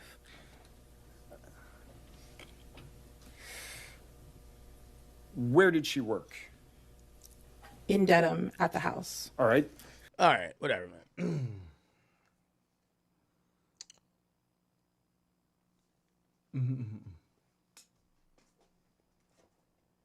Okay, so are you guys kind of keeping up here with like kind of like how they're kind of breaking it down?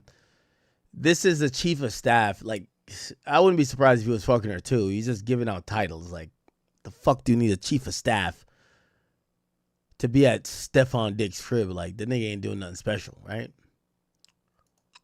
Did she live in the house as well? Correct. Who were the other people who spent time in that house and or lived in it? Spent time in it. I spent time in it when I would visit for games.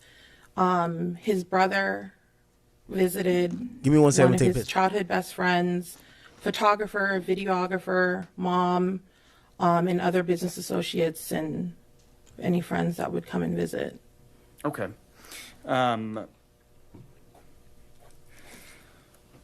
Were there kind of permanent or assigned bedrooms in that house? There was a general understanding of whose room, who stayed in which room, and pretty much if you got there, it's like first come, first serve.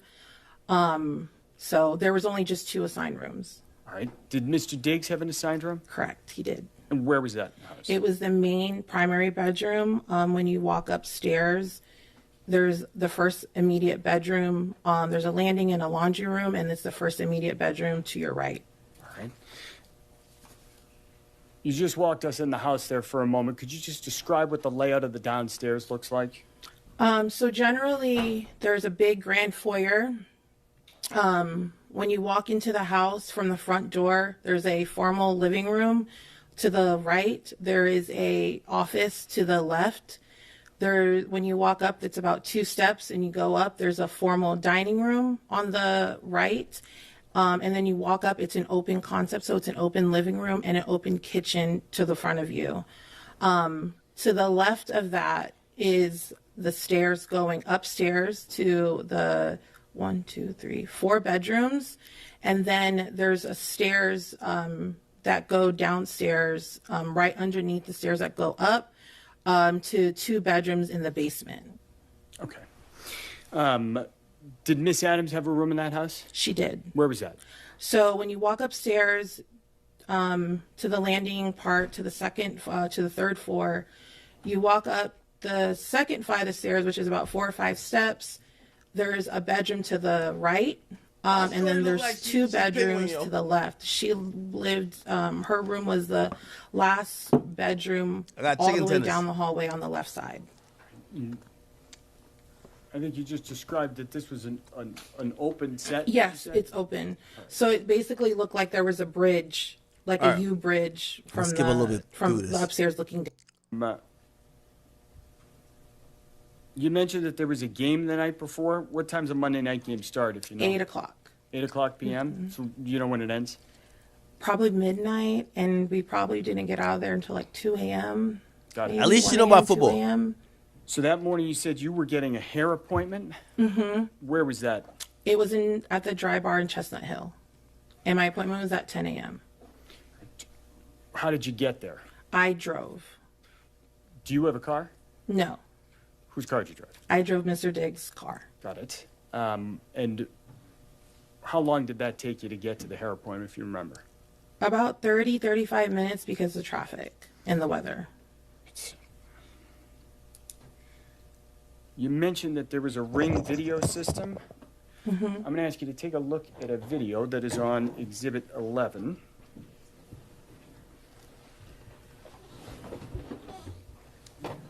Y'all think Steffon was fucking her too?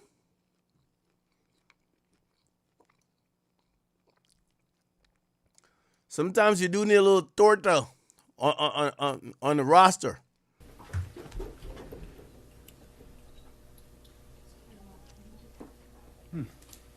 One moment. That's fine.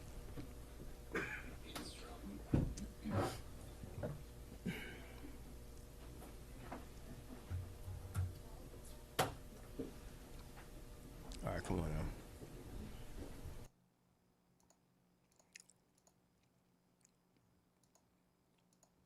now. It's only about 3 seconds. All right, so do you recognize what that depicts? Yes, it's the car returning home. And is that you driving the car? Yes. All right. And the timestamp on that indicates it's 12:59:59 Eastern Standard Time. So it's just about 1 p.m. Is that consistent with your recollection when you got Yes. home? Yes. What were you doing that day after you got your hair done? I was coordinating our travels because I was getting updates from the airport regarding the change of airports, change of planes, and trying to just get everybody together to be ready to leave by the end of the night. So you were working? Correct. And was there an area where you worked in the house? In the kitchen, in the small little dining table, like in between the kitchen and the living room. Okay. I'm going to ask Ms. Silva to play one more video for us. That's going to be 183725 on Exhibit 11. Coordinate. You said you were downstairs? Mm-hmm. Did you see anybody else walking around downstairs during that afternoon? Mila was there, his brother was there, and his childhood best friend, and another friend was also arriving in, who had flown in to go to Miami with us. Okay. You said Mila was there. Did you see her that afternoon? Yes. What did she look like? She looked like she was going to work out. She had workout clothes on. She complimented on my hair. Just regular, just walking around the kitchen, probably around the house. Nothing out of the usual. Okay. That afternoon, did you, is that the only time you saw Miss Adams? Did you see her again as the Towards day went on? in the evening, closer to the evening. So after dark? Yes, it was because it was getting dark at like 3 o'clock at that time. So by like 3:30, 4 o'clock, maybe closer to 4:30, it was like dark. Okay. And so sometime after that, you think you saw Miss Adams again? Yes, because I was sitting in the kitchen and she had asked me if I purchased her flight. The flight, was that a flight to Atlanta? Correct. And when you spoke to her that afternoon in the kitchen, did you observe anything on her face? No. Anything on her neck? No. Did you see any redness or swelling? No. Was she So after the beatdown, nobody could see swellings or bruises. crying at all? No. What was she doing? She was walking around looking for a piece of a paper and a pen to write a card, to, I guess, write a note to him for his birthday gift. When you say to him, is that to Mr. Diggs? Correct. And that's that November 29th birthday you just referenced? Yes. That afternoon, was there anything on Mr. Diggs' schedule? He had ozone therapy and massage. So is that a nurse who comes and does fluids? Yes. And a massage, you said? He has a massage therapist. What time were those appointments? I believe I told them both to come at 5. Do you remember if those individuals actually appeared at the house? Yes. Did they? I believe so.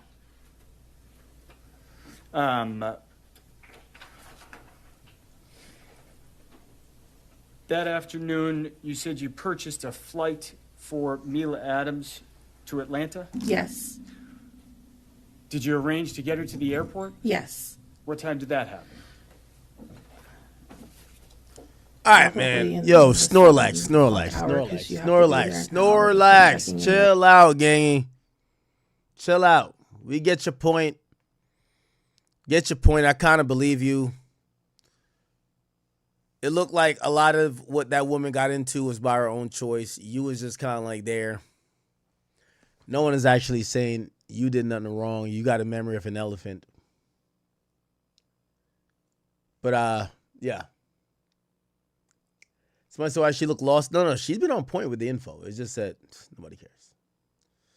Nobody gives a damn. Anyway, chat. I ain't gonna lie to you. Chat. I'm finna call this, but I do got an announcement. I'm calling it tonight.